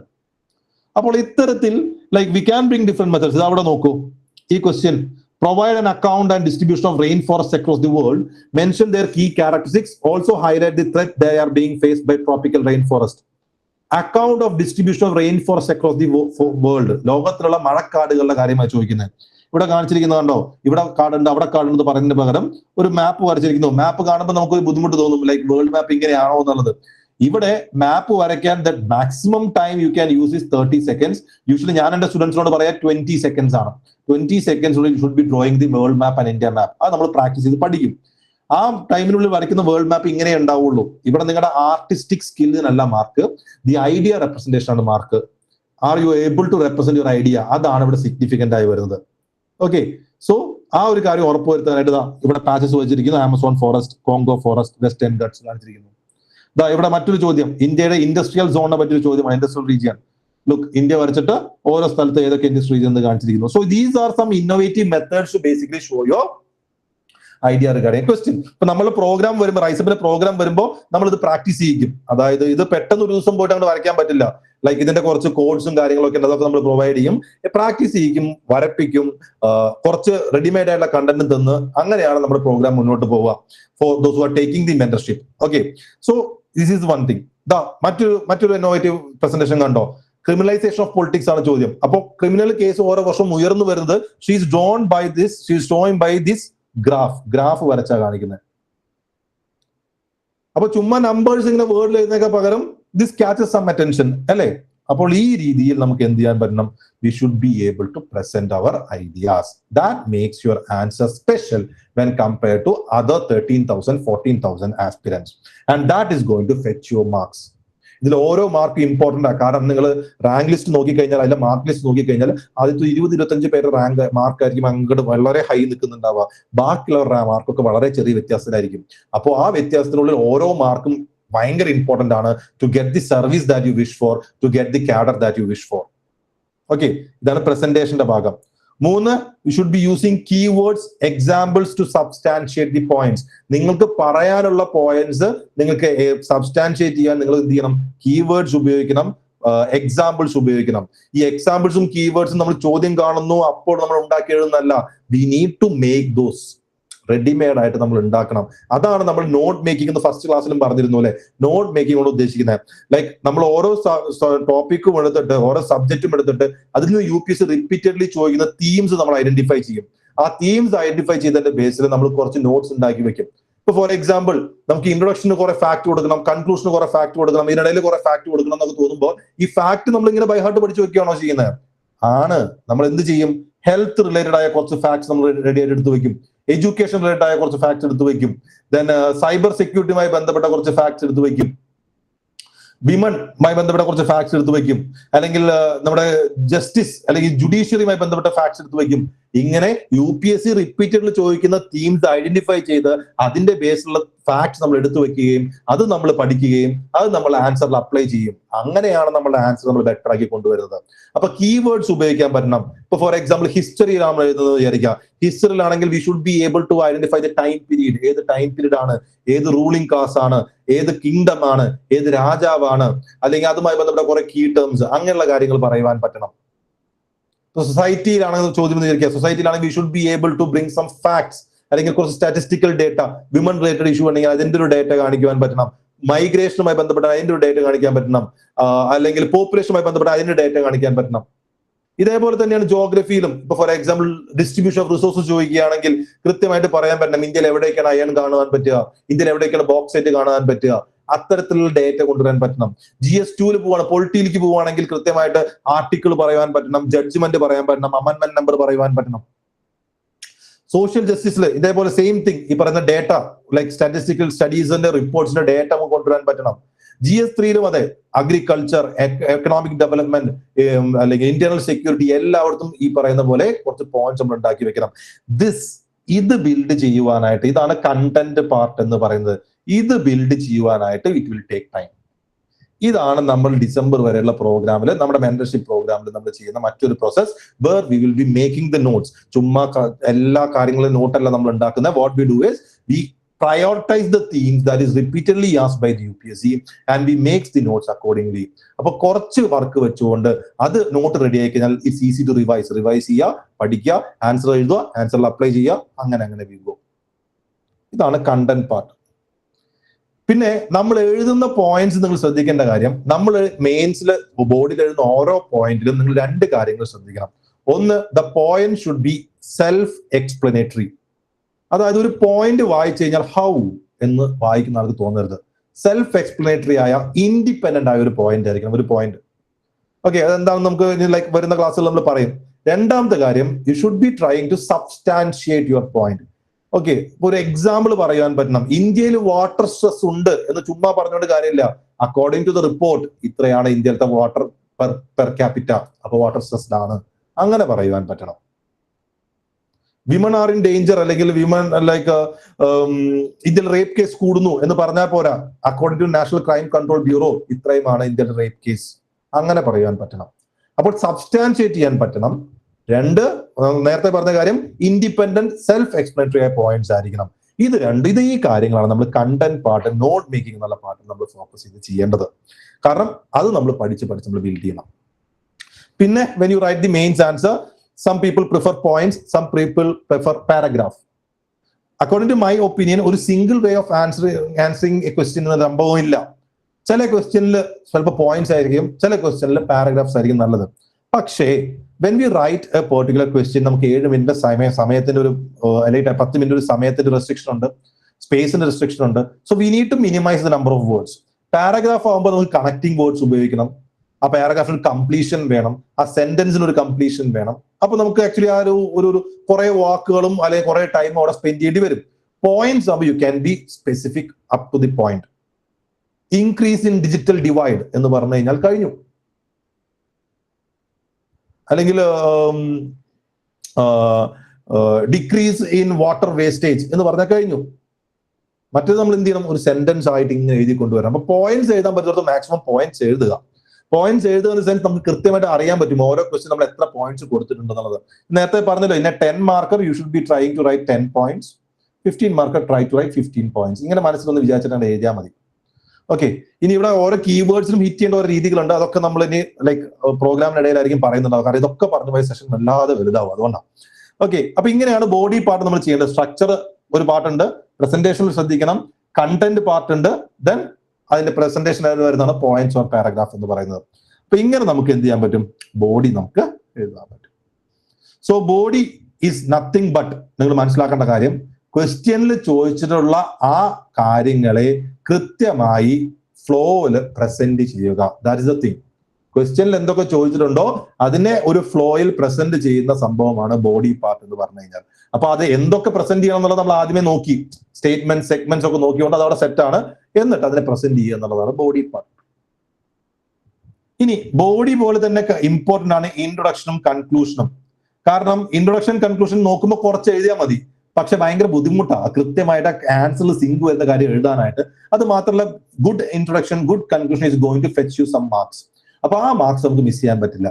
അപ്പൊ എങ്ങനെയാണ് ഇൻട്രൊഡക്ഷൻ എഴുതേണ്ടത്? What all things you should keep in your mind. First of all, when you write an introduction, നിങ്ങളുടെ മനസ്സിൽ വേണ്ട കാര്യം, you should keep 10 to 20% of the word limit. Word ലിമിറ്റിന്റെ 10 to 20% keep ചെയ്യാൻ ശ്രമിക്കാം. ഈ പറയുന്ന എല്ലായ്പ്പോഴും 100% അങ്ങനെ വേണമെന്നല്ല, പക്ഷെ mostly you should be try to keep the word limit between 10 to 20%. അതായത് 150 വേർഡ്സ് ആണല്ലോ 10 മാർക്കർ, അപ്പോ 15 to 30 വേർഡ്സ്. 250 വേർഡ്സ് ആണല്ലോ 15 marker. So you can write 25 to 50 words. 50 വരെ ഒന്നും പോകരുത്, 40 വേർഡ്സ് എന്നുള്ള രീതിയിൽ. അതാണ് വേർഡ് ലിമിറ്റ് സെറ്റ് ചെയ്യേണ്ടത്. എന്താണ് ഇൻട്രൊഡക്ഷൻ ഉദ്ദേശം? ഇൻട്രൊഡക്ഷൻ ഉദ്ദേശം എന്ന് പറഞ്ഞാൽ it is to give the valuator an impressive entry to your answer. നിങ്ങളുടെ ആൻസറിനെ പറ്റി വായിക്കുമ്പോൾ ഏറ്റവും ആദ്യം ദ ഫസ്റ്റ് ഇംപ്രഷൻ നല്ല സ്ട്രോങ് ആയിട്ട് കൊടുക്കുക. നമ്മുടെ ക്വസ്റ്റ്യൻ ആൻസറിന്റെ ഒരു കോണ്ടെക്സ്റ്റ് സെറ്റ് ചെയ്യുക എന്നതാണ്. അപ്പൊ നമ്മൾ എന്താ അതിൽ ചെയ്യേണ്ടത്? Hit the demand of the question or set the tone of the answer. നമ്മളപ്പോ എന്താ ഇൻട്രൊഡക്ഷനിൽ ചെയ്യേണ്ട കാര്യം എന്താ? ക്വസ്റ്റ്യന്റെ ഡിമാൻഡ് എന്താണെന്ന്, ഇതാണ് ചോദിച്ചത് ഞങ്ങൾക്ക് മനസ്സിലായി എന്ന് തെളിയിക്കുന്ന രീതിയിൽ ക്വസ്റ്റ്യന്റെ ഡിമാൻഡ് ഹിറ്റ് ചെയ്യുന്ന കാര്യം ഫസ്റ്റ് ഹിറ്റ് ചെയ്യണം. അല്ലെങ്കിൽ എന്ത് ചെയ്യണം? ആ ആൻസറിന്റെ ഒരു ടോൺ സെറ്റ് ചെയ്യണം. എങ്ങനെയായിരിക്കും നമ്മുടെ ആൻസർ വരുന്നത്? ടോൺ സെറ്റ് ചെയ്യണം. എങ്ങനെയാണെന്നുള്ളതൊക്കെ ഞാൻ പറഞ്ഞുതരാം, നമുക്ക് മനസ്സിലാവും. 3 കാര്യങ്ങൾ ഓർത്ത് വയ്ക്കുക. 10 to 20% ഇൻട്രൊഡക്ഷനിൽ വേണ്ടത്. നമ്മൾ അതിന് ഉദ്ദേശം give an impressive entry to your answer, then hit the demand of the question or set the tone for the answer. ഈ 2 കാര്യങ്ങളാണ് ചെയ്യേണ്ടത്. അപ്പൊ എങ്ങനെയൊക്കെ നമുക്കൊരു ഇൻട്രൊഡക്ഷൻ എഴുതാം? ഈ 15 to 30 വേർഡ്സിൽ എന്തൊക്കെ എഴുതാൻ പറ്റുന്ന കാര്യം നമുക്ക് ജസ്റ്റ് നോക്കാം. Excuse me.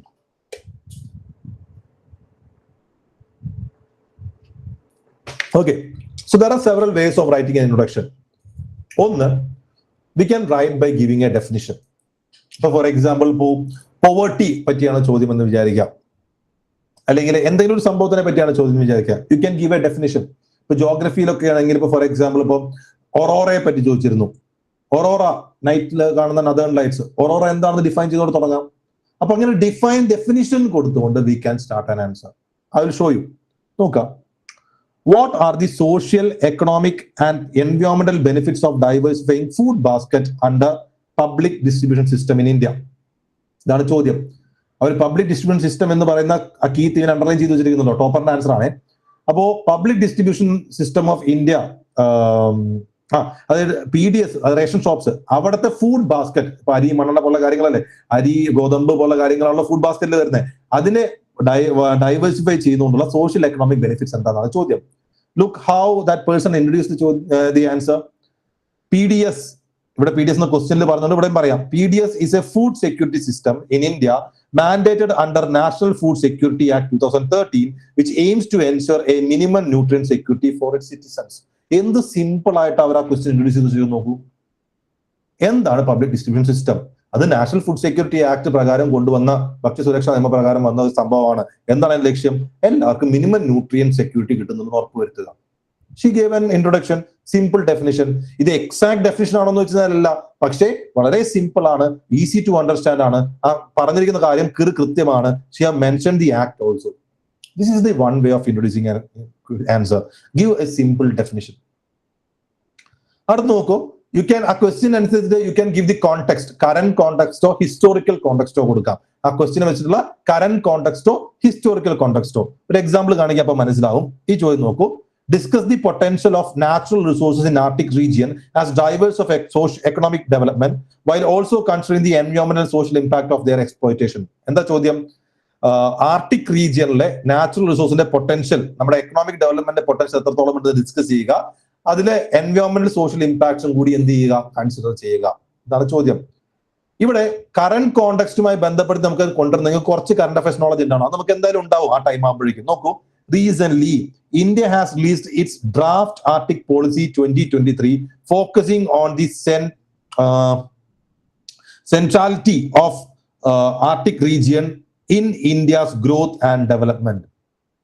കറന്റ് കോണ്ടെക്സ്റ്റിൽ ചോദ്യം വരാൻ കാരണം ഇന്ത്യ ആർട്ടിക് പോളിസി എന്ന് പറഞ്ഞ പോളിസി മുന്നോട്ട് വെച്ചുകൊണ്ടാണ് 2023. അപ്പോൾ ആ 2023 ഇന്ത്യ ഇപ്പൊ അങ്ങനെ ഒരു പോളിസി കൊണ്ടുവന്നിട്ടുണ്ട്. അത് ഇന്ത്യയുടെ ഗ്രോത്തിനെ ഡെവലപ്മെന്റിനെ ഹെൽപ്പ് ചെയ്യും. ഇപ്പോഴത്തെ കറന്റ് കോണ്ടെക്സ്റ്റുമായിട്ട് ആ ക്വസ്റ്റിനെ അവർ റിലേറ്റ് ചെയ്ത് വെച്ചു. ഇത് ഇപ്പോഴത്തെ മീൻസ് ഇവർ എഴുതിയ സമയത്ത് 2024 വേണ്ടിയിട്ടാണ് എഴുതുന്ന ആ സമയത്ത്. So you can connect it to the current context. ഇതാണ് അടുത്ത മെത്തേഡ്, കറന്റ് അഫയേഴ്സ് അറിയാമെന്നുണ്ടെങ്കിൽ. ഇവിടെ നോക്കൂ, അടുത്ത ചോദ്യം നോക്കൂ. Do you agree with the view that there is a need to enact a new law for ensuring judicially accountability in India? ഇന്ത്യയിൽ judiciary accountable ആക്കാൻ പുതിയൊരു നിയമം കൊണ്ടുവരണം എന്നൊരു കാഴ്ചപ്പാട് നിങ്ങൾക്കുണ്ടോ എന്ന ചോദ്യം. അപ്പൊ ആൻസർ നോക്കൂ.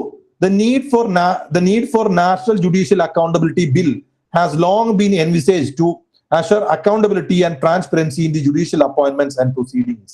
ആ സമയത്ത് നാഷണൽ ജുഡീഷ്യൽ അക്കൗണ്ടബിലിറ്റി ബിൽ എന്ന് പറഞ്ഞൊരു ബില്ല് വേണം എന്നൊരു ആവശ്യം വന്നിരുന്നു. അവർ സ്ട്രേറ്റ് അവേ അതിനെ അങ്ങോട്ട് ഹിറ്റ് ചെയ്തു. ക്വസ്റ്റ്യനിൽ കറന്റ് കോണ്ടെക്സ്റ്റ് ആയിട്ടാണ് ഇൻട്രൊഡ്യൂസ് ചെയ്തു. ഇതാണ് ചോദ്യം ചോദിക്കുന്ന basic theme. That person basically understood that, അതിനെ ഹിറ്റ് ചെയ്തു. സോ അങ്ങനെ കറന്റ് കോണ്ടെക്സ്റ്റ് വെച്ച് നമുക്ക് ഇൻട്രൊഡ്യൂസ് ചെയ്യാം. കറന്റ് കോണ്ടെക്സ്റ്റ് വേണമെങ്കിൽ കറന്റ് അഫയേഴ്സ് നോളജ് വേണം. ഇത് ഇപ്പൊ നിങ്ങൾക്ക് ഉണ്ടാവില്ല, but when you are learning പ്രോസസ്സിൽ നിങ്ങൾക്ക് വന്നോളൂ. Then you can introduce by using fact, statistics, reports, data. എന്തെങ്കിലും ഒരു സ്റ്റാറ്റിസ്റ്റിക് ഡാറ്റ വെച്ചിട്ട്, ഒരു ഫാക്ട് വെച്ചിട്ട്, ഒരു റിപ്പോർട്ട് വെച്ച് നമുക്ക് ഇൻട്രൊഡ്യൂസ് ചെയ്യാം. ഇപ്പൊ ഫോർ എക്സാമ്പിൾ, ഇപ്പൊ എൻവയോൺമെന്റുമായി ബന്ധപ്പെട്ട ഡെസർട്ടിഫിക്കേഷനുമായി ബന്ധപ്പെട്ട ടോപ്പിക് ആണെന്ന് വിചാരിക്കാം. ഡെസർട്ടിഫിക്കേഷനുമായി ബന്ധപ്പെട്ട റിപ്പോർട്ട് നിങ്ങൾക്ക് ഉപയോഗിക്കാം. ക്ലൈമറ്റ് ചേഞ്ചുമായി ബന്ധപ്പെട്ട് കഴിഞ്ഞ വർഷം കൂടി 3 ഡിഗ്രി ടെമ്പറേച്ചർ കൂടി റിപ്പോർട്ട് ഉണ്ട് IPCC, അത് ഉപയോഗിക്കാം. അങ്ങനെ we can use. I show you an example. നോക്കാം. Can re-energizing the livestock sector be the key to sustainable livelihood and increasing Indian income of Indian farmers? Give reasons in support of your answer. എന്താ പറയുന്നത്? Life stock sector റീഎനർജൈസ് ചെയ്യുന്നത് നമുക്ക് ഫാമേഴ്സിന്റെ income increase ചെയ്യാൻ പറ്റുമോ? Look how that person introduced. Dalwai committee in its report have provided for integrated farming method as one of the best approach of doubling the farmers income. Farmers income കൂട്ടുവാനായിട്ട് integrated farming method നല്ലതാണെന്ന് Dalwai committee പറഞ്ഞിട്ടുണ്ട് എന്ന് പറയുന്നു. ഇത് ഈ എഴുതിയ ആള് ആ സമയത്ത് ദാൽവായ് കമ്മിറ്റിയെ ഓർത്തെടുത്ത് അങ്ങനെ എഴുതാണോ? അല്ല, ലൈഫ് സ്റ്റോക്കുമായി ബന്ധപ്പെട്ട ചോദ്യം വന്ന് എഴുതാൻ വേണ്ടി സെറ്റ് ചെയ്ത് വെച്ചിരിക്കുന്ന ഇൻട്രൊഡക്ഷനാണ്. That's what we do in our note making. അതാണ് നമ്മൾ നോട്ട് മേക്കിംഗ് ചെയ്യാൻ പോകുന്ന പ്രോസസ്. ഓക്കെ, റിപ്പോർട്ട് വെച്ചിരിക്കുന്നു. ഇതാണ് ലൈക്ക് ഫാക്ട് കൊണ്ടുവരുന്നത്. ഓർ യു ക്യാൻ ഹിസ്റ്ററിയിലാണെങ്കിൽ, ഹിസ്റ്ററിയുടെ എക്സാമ്പിൾ എനിക്ക് കിട്ടിയില്ല, നല്ലൊരു എക്സാമ്പിൾ കിട്ടാത്തതുകൊണ്ട് എടുത്തില്ല. ഹിസ്റ്ററിയിലാണെങ്കിൽ you can mention the time period, rulers etcetera. ഇപ്പൊ മോഡേൺ ഇന്ത്യയിലാണെങ്കിൽ ഏത് ടൈം പീരീഡിനെ പറ്റിയാണ് പറയുന്നത് പറഞ്ഞ് നമുക്ക് ഇൻട്രൊഡ്യൂസ് ചെയ്യാം. ഓർ പൊളിറ്റിയിലാണെങ്കിൽ you can mention the article, judgments, amendments etcetera. എന്തിനെ പറ്റിയാണോ ചോദിക്കുന്നത്, അത് ഏത് പാർട്ടാണ് കോൺസ്റ്റിറ്റ്യൂഷന്റെ, ഏത് ആർട്ടിക്കിൾ ആണ്, അല്ലെങ്കിൽ ഏതെങ്കിലും ജഡ്ജ്മെന്റ്, ഇപ്പൊ SR ബൊമ്മൈ കേസോ അല്ലെങ്കിൽ AK ഗോപാലൻ കേസോ അല്ലെങ്കിൽ കേശവ ഭാരതി കേസോ ഏതെങ്കിലും കേസ് ആണെങ്കിൽ അത് നമുക്ക് കണക്ട് ചെയ്യാം. അല്ലെങ്കിൽ 101st അമെന്റ്മെന്റ്, ഏത് അമെന്റ്മെന്റ് ആണെങ്കിൽ അതുമായിട്ട് കണക്ട് ചെയ്ത് ഇൻട്രൊഡ്യൂസ് ചെയ്യാം. Look at this. ഇവിടെ ചോദ്യം നോക്കൂ. Constitutionally reconciling fundamental rights with the fundamental directive principles of state policy has been a tough task since the inception of Indian Constitution. Discuss with the help of relevant case law. എന്താ പറയുന്നത്? Fundamental റൈറ്റ്സും DPSPയും തമ്മിലുള്ള ഒരു കാര്യമാണ്. അതിന്റെ conflict ചോദിക്കുന്നത്. Look at the introduction. Fundamental rights as enshrined in Part 3, Article 14 to 32 are hallmark of individual liberty and safeguard against arbitrary legislation. While DPSP is moral obligation of state for public welfare. ഇവിടെ എന്താ പാർട്ടും ആർട്ടിക്കിളും പറയുന്നു, എന്താണ് fundamental rights basic ആയ കാര്യം പറയുന്നത്. Simple introduction. അപ്പൊ ഇത്തരത്തിൽ like in polity U can mention from this articles and all. ഇതേപോലെ ഓരോ സബ്ജക്റ്റിനും നമുക്ക് ഓരോ ഇതിൽ ഇൻട്രൊഡക്ഷൻ എഴുതാൻ പറ്റും. That will be discussing in the classes. ഇതാണ് ഇൻട്രൊഡക്ഷൻ എന്ന് പറയുന്ന പാർട്ട് 20 to 30%. ഇൻട്രൊഡക്ഷൻ പോലെ തന്നെ ഇമ്പോർട്ടന്റ് ആണ് കൺക്ലൂഷൻ. കൺക്ലൂഷൻ ആക്ച്വലി എനിക്ക് എക്സാമ്പിൾസ് കാണിക്കാൻ പറ്റില്ല, കാരണം എന്താ വെച്ചാൽ ആ ക്വസ്റ്റ്യൻ ആൻസർ മുഴുവൻ വായിച്ചാലേ നിങ്ങൾക്ക് ആ കൺക്ലൂഷൻ മനസ്സിലാവുള്ളൂ. കൺക്ലൂഷൻ എഴുതേണ്ടത് ഇങ്ങനെ തന്നെയാണ്. എന്താണ് 10 to 20% of word limit. Introduction പോലെ തന്നെ 10 to 20%. 10 to 20% ഇൻട്രൊഡക്ഷൻ പോകും, 10 to 20% കൺക്ലൂഷനും പോകും. എന്താണ് conclusion? Elegant exit to your answer. നിങ്ങൾ എഴുതി വെച്ച ആൻസറിൽ നിന്ന് നല്ല ഗ്രേസ് ആയിട്ട് ഇറങ്ങി പോരുക എന്ന് പറയുന്നതാണ് ഈ പറയുന്ന കൺക്ലൂഷൻ എന്ന് പറയുന്നത്. അപ്പൊ കൺക്ലൂഷൻ പൊതുവെ എന്തായിരിക്കണം? It should be positive and forward looking. മുന്നോട്ട് ഭാവിയെ മുൻനിർത്തിക്കൊണ്ടുള്ള ഒരു പോസിറ്റീവ് നോട്ടായിരിക്കും കൺക്ലൂഡ് ചെയ്യുക. ആൻഡ് കൺക്ലൂഷൻ എഴുതി കഴിയുമ്പോൾ you get A feeling that your answer is complete എന്നൊരു ഫീലിംഗ് കിട്ടണം. ഈ കൺക്ലൂഷൻ എഴുതാൻ പൊതുവെ കുട്ടികൾക്ക് പൊതുവെ പാട് വരിക. കാരണം ബോഡി പാർട്ട് എഴുതാൻ പറ്റും, കണ്ടന്റ് ഇങ്ങനെ പഠിച്ചു വെച്ചുകൊണ്ട് കണ്ടന്റ് എഴുതാൻ പറ്റും, പക്ഷെ അത് നല്ല രീതിയിൽ കൺക്ലൂഡ് ചെയ്യാൻ ഒത്തിരി ബുദ്ധിമുട്ടാണ്. ഓക്കെ, അപ്പൊ നമുക്ക് നോക്കാം എങ്ങനെയൊക്കെ കൺക്ലൂഡ് ചെയ്യാം എന്നുള്ളത്. ഒന്ന്, you can give the overview of the answer.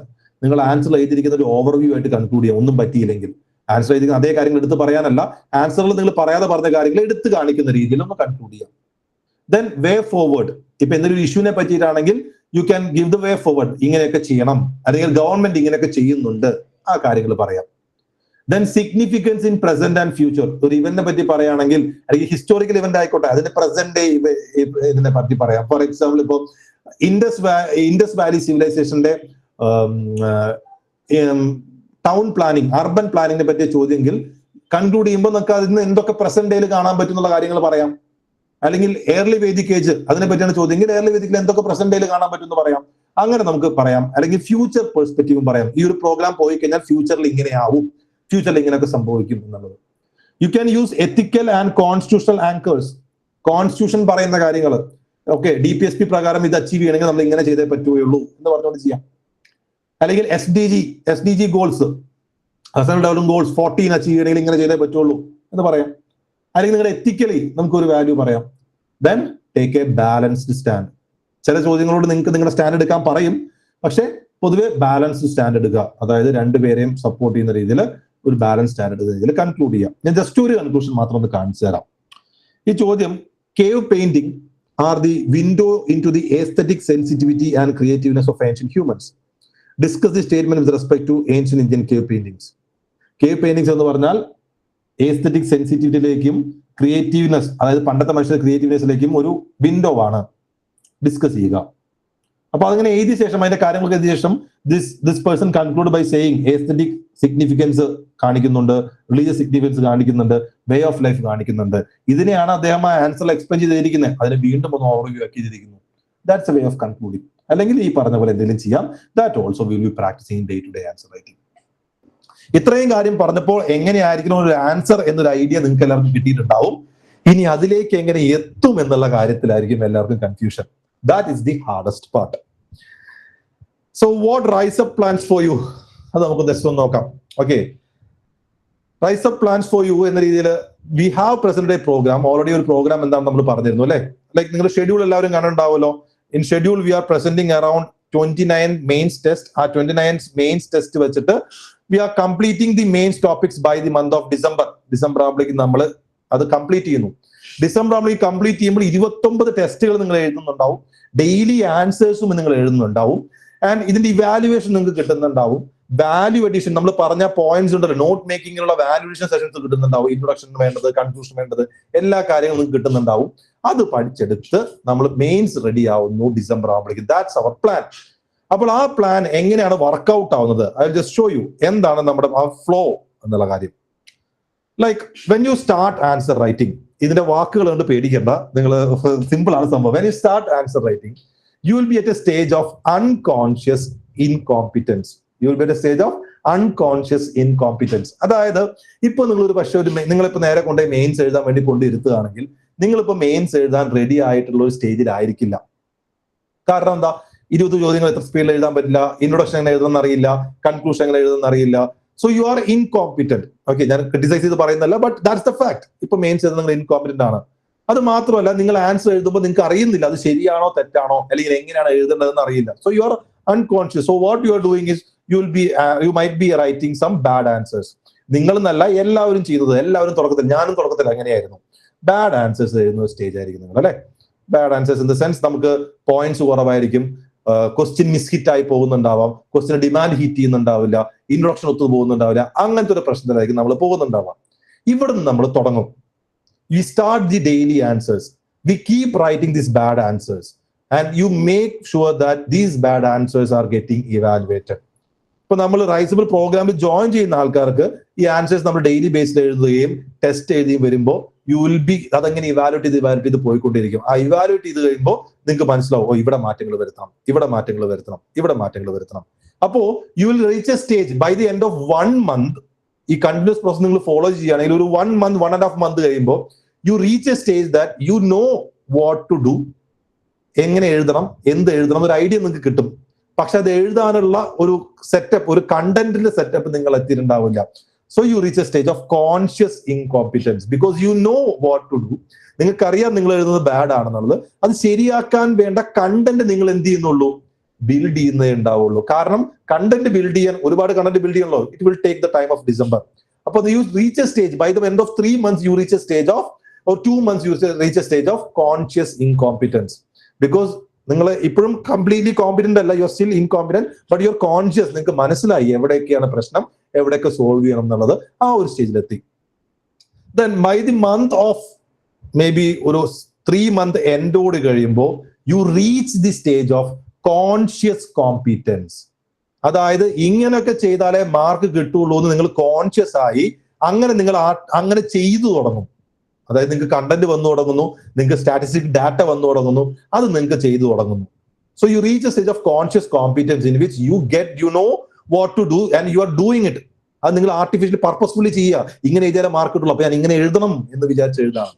അവിടെയും നിങ്ങൾ കണ്ടിന്യൂ ചെയ്ത് പോവുകയാണ്. You are still writing the answer, you are still writing the test, you are still writing the weekly test, still getting evaluated ആണെങ്കിൽ by the month of maybe ഒരു 4 month കഴിയുമ്പോഴേക്കും you reach a stage of unconscious competence. അതായത് ഒരു September ആവുമ്പോഴേക്കും you reach a stage of unconscious competence. അതായത് എന്ത് ചെയ്യും, നിങ്ങൾ ആ കോമ്പീറ്റന്റ് ലെവലിലേക്ക് എത്തിക്കഴിഞ്ഞു. നിങ്ങൾ ഇനി അതിനെപ്പറ്റി കോൺഷ്യസ് ആവണ്ട. you reach that stage, you work accordingly. നിങ്ങൾ എഴുതുന്ന ആൻസർ എന്ത് ചെയ്യും, കോമ്പിറ്റന്റ് ആൻസറായി മാറും. കാരണം you have been through all these. പക്ഷെ ഇത് ഡെയിലി ആൻസർ എഴുതി ഡെയിലി ആൻസർ ചെയ്താൽ വന്നോളുന്നില്ല. ഡെയിലി ആൻസർ എഴുതി അത് ഇവാലുവേറ്റ് ചെയ്ത് അതിന്റെ പ്രോഗ്രസ് കൃത്യമായി ട്രാക്ക് ചെയ്ത് എക്സാംസ് കറക്റ്റ് ചെയ്ത് എഴുതിയാൽ മാത്രമേ പോവുള്ളൂ. കാരണം ഒരു ആൻസർ നമ്മൾ ഡെയിലി എഴുതുന്നു, അത് നമ്മൾ പയ്യെ ടൈം കുറച്ച് 7 minute എഴുതുന്ന രീതിയിലാക്കുന്നു എന്ന് വിചാരിക്കാം. 7 minute ഒരു ചോദ്യം എഴുതലല്ല UPSC. UPSC is about writing 20 questions in 3 hours. അങ്ങനെ 9 പേപ്പർ എഴുതുന്നതില അല്ലെങ്കിൽ 7 പേപ്പർ നോട്ടാം, ലാംഗ്വേജ് പോട്ടെ, 7 പേപ്പർ എഴുതുന്നതിലാണ് സ്റ്റോറി. അപ്പൊ അതിന് എന്ത് ചെയ്യണം, ഒരുമിച്ചുള്ള ടെസ്റ്റുകളും എഴുതി പഠിക്കണം. ഒരു ചോദ്യം 7 minute എഴുതിയാൽ പോരാ. നമുക്ക് ഏറ്റവും ആദ്യം എന്ത് ചെയ്യാൻ പറ്റണം, 10 ചോദ്യങ്ങൾ 1.5 മണിക്കൂർ കൊണ്ട് എഴുതാൻ പറ്റണം. അല്ലെങ്കിൽ 5 ചോദ്യങ്ങൾ 3/4 മണിക്കൂർ കൊണ്ട് എഴുതാൻ പറ്റണം. അങ്ങനെ നമ്മൾ മാറ്റിയത് 10 ചോദ്യങ്ങൾ 1.5 മണിക്കൂറാക്കി 20 ചോദ്യങ്ങൾ 3 മണിക്കൂറാകുന്ന രീതിയിലേക്ക് നമ്മൾ ടെസ്റ്റുകളും എടുക്കണം. അപ്പോഴാണ് നമ്മൾ ഈ അൺകോൺഷ്യസ് കോമ്പറ്റൻസിൽ എഴുതുക. അപ്പോഴാണ് തുടക്കത്തിൽ പറഞ്ഞ സ്റ്റേജില്ലേ, എന്ത് ചോദ്യം വന്നാലും എന്റെ കയ്യിലുള്ള കണ്ടന്റ് വെച്ച് I am able to write the answer സ്റ്റേജിലേക്ക് നമ്മൾ എത്താം. ബട്ട് ഈ സ്റ്റേജിലേക്ക് എത്തണമെന്നുണ്ടെങ്കിൽ it demand some consistency, it demand some grit, it demand some determination. Okay, അപ്പോൾ അവിടെ നമുക്ക് എന്ത് ചെയ്യാന്ന് വെച്ച് കഴിഞ്ഞാൽ ഈ പറയുന്ന പോലെ അവിടെ V will B providing you all the support. ഒരു മെന്റർ എന്ന രീതിയിൽ നിങ്ങളുടെ ആൻസർ റൈറ്റിംഗിൽ നിങ്ങളുടെ ഗ്രോത്ത് ഇവാലുവേറ്റ് ചെയ്തുകൊണ്ട് എവിടെയാണ് ചെറിയ മിസ്സിംഗ്, ആ മിസ്സിംഗ് എങ്ങനെ ഫില്ല് ചെയ്യാം, അതിന് വേണ്ട ഫില്ലേഴ്സ് ഒക്കെ നമ്മൾ ഇട്ട് തരും.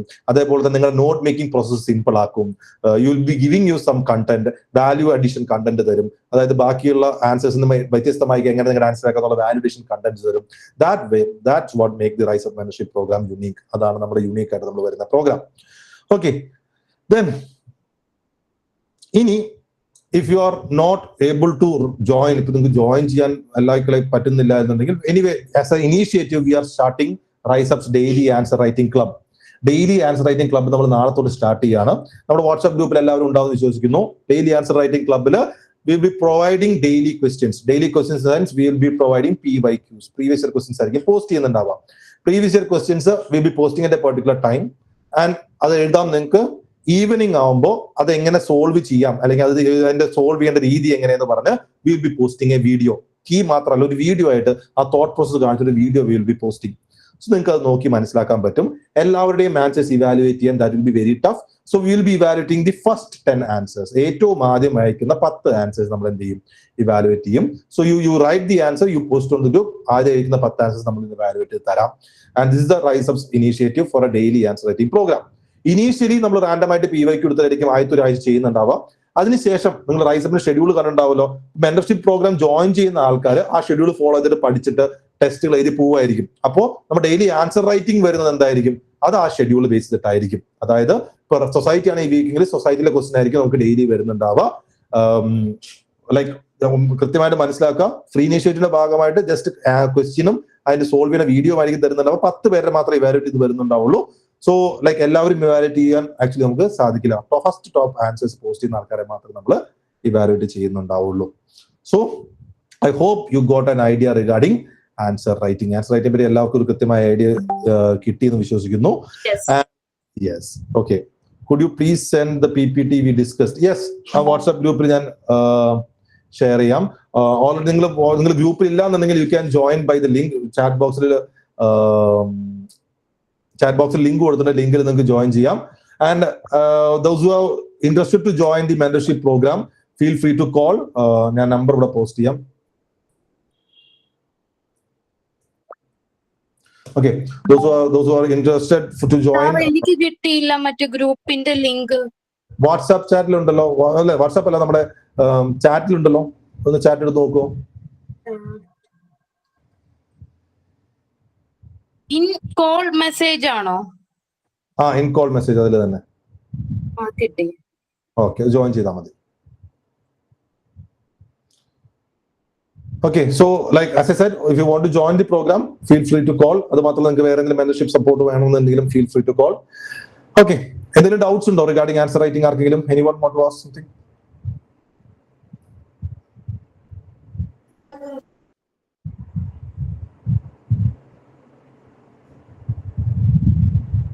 ചോദിക്കാനുണ്ടോ? ആർക്കെങ്കിലും ഡൗട്ട് ഉണ്ടോ?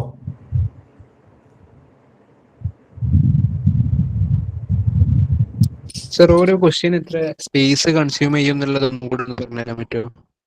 ഒരു ക്വസ്റ്റ്യൻ എത്ര സ്പേസ് കൺസ്യൂം ചെയ്യാം എന്നുള്ളതാണോ? Okay, just wait. Answer writing നമ്മൾ എത്ര? ഓക്കെ, സി ലുക്ക് ഇതൊരു 10 മാർക്കർ ചോദ്യമാണ്. 10 മാർക്കിന്റെ 150 വേർഡ്സിന്റെ ചോദ്യമാണ്. യു ക്യാൻ സി, കണ്ടൂടെ? ഓക്കെ, 10 മാർക്കിന്റെ 150 വേർഡ്സിനാണ്. ഇതിവിടെ എഴുതാനുള്ള സ്പേസ് ഇങ്ങനെയാണ് തരിക. UPSC ക്വസ്റ്റ്യൻ പേപ്പറിൽ ഇങ്ങനെ ക്വസ്റ്റ്യൻ അടിച്ച് തന്നിട്ടുണ്ടാവും. അതിൽ ഈ ഒരു പേജ് എഴുതാം, അപ്പുറത്തൊരു പേജും കൂടി എഴുതാം, അടുത്ത പേജിൽ അടുത്ത ക്വസ്റ്റ്യനാണ്. So for a 10 mark you get 2 sides of a paper. 2 sides of the paper ആണ് വരിക. ഇനി 15 മാർക്ക് ക്വസ്റ്റ്യൻ ആണെങ്കിൽ യു ക്യാൻ സി ഇതും 10 മാർക്കാണ്. This is A 15 mark question. ഇവിടെ നിങ്ങൾക്ക് കാണാം ഈ 1 side of the paper, 2 side of the paper, 3 side of the paper. പിന്നെ അടുത്ത ക്വസ്റ്റ്യനാണ്. 15 മാർക്ക് ആണെങ്കിൽ 3 സൈഡും, 10 മാർക്ക് ആണെങ്കിൽ 2 സൈഡും. അതാണ് സ്പേസ്. മലയാളം ലാംഗ്വേജ് പേപ്പർ എങ്ങനെയാ പഠിക്കേണ്ടത്?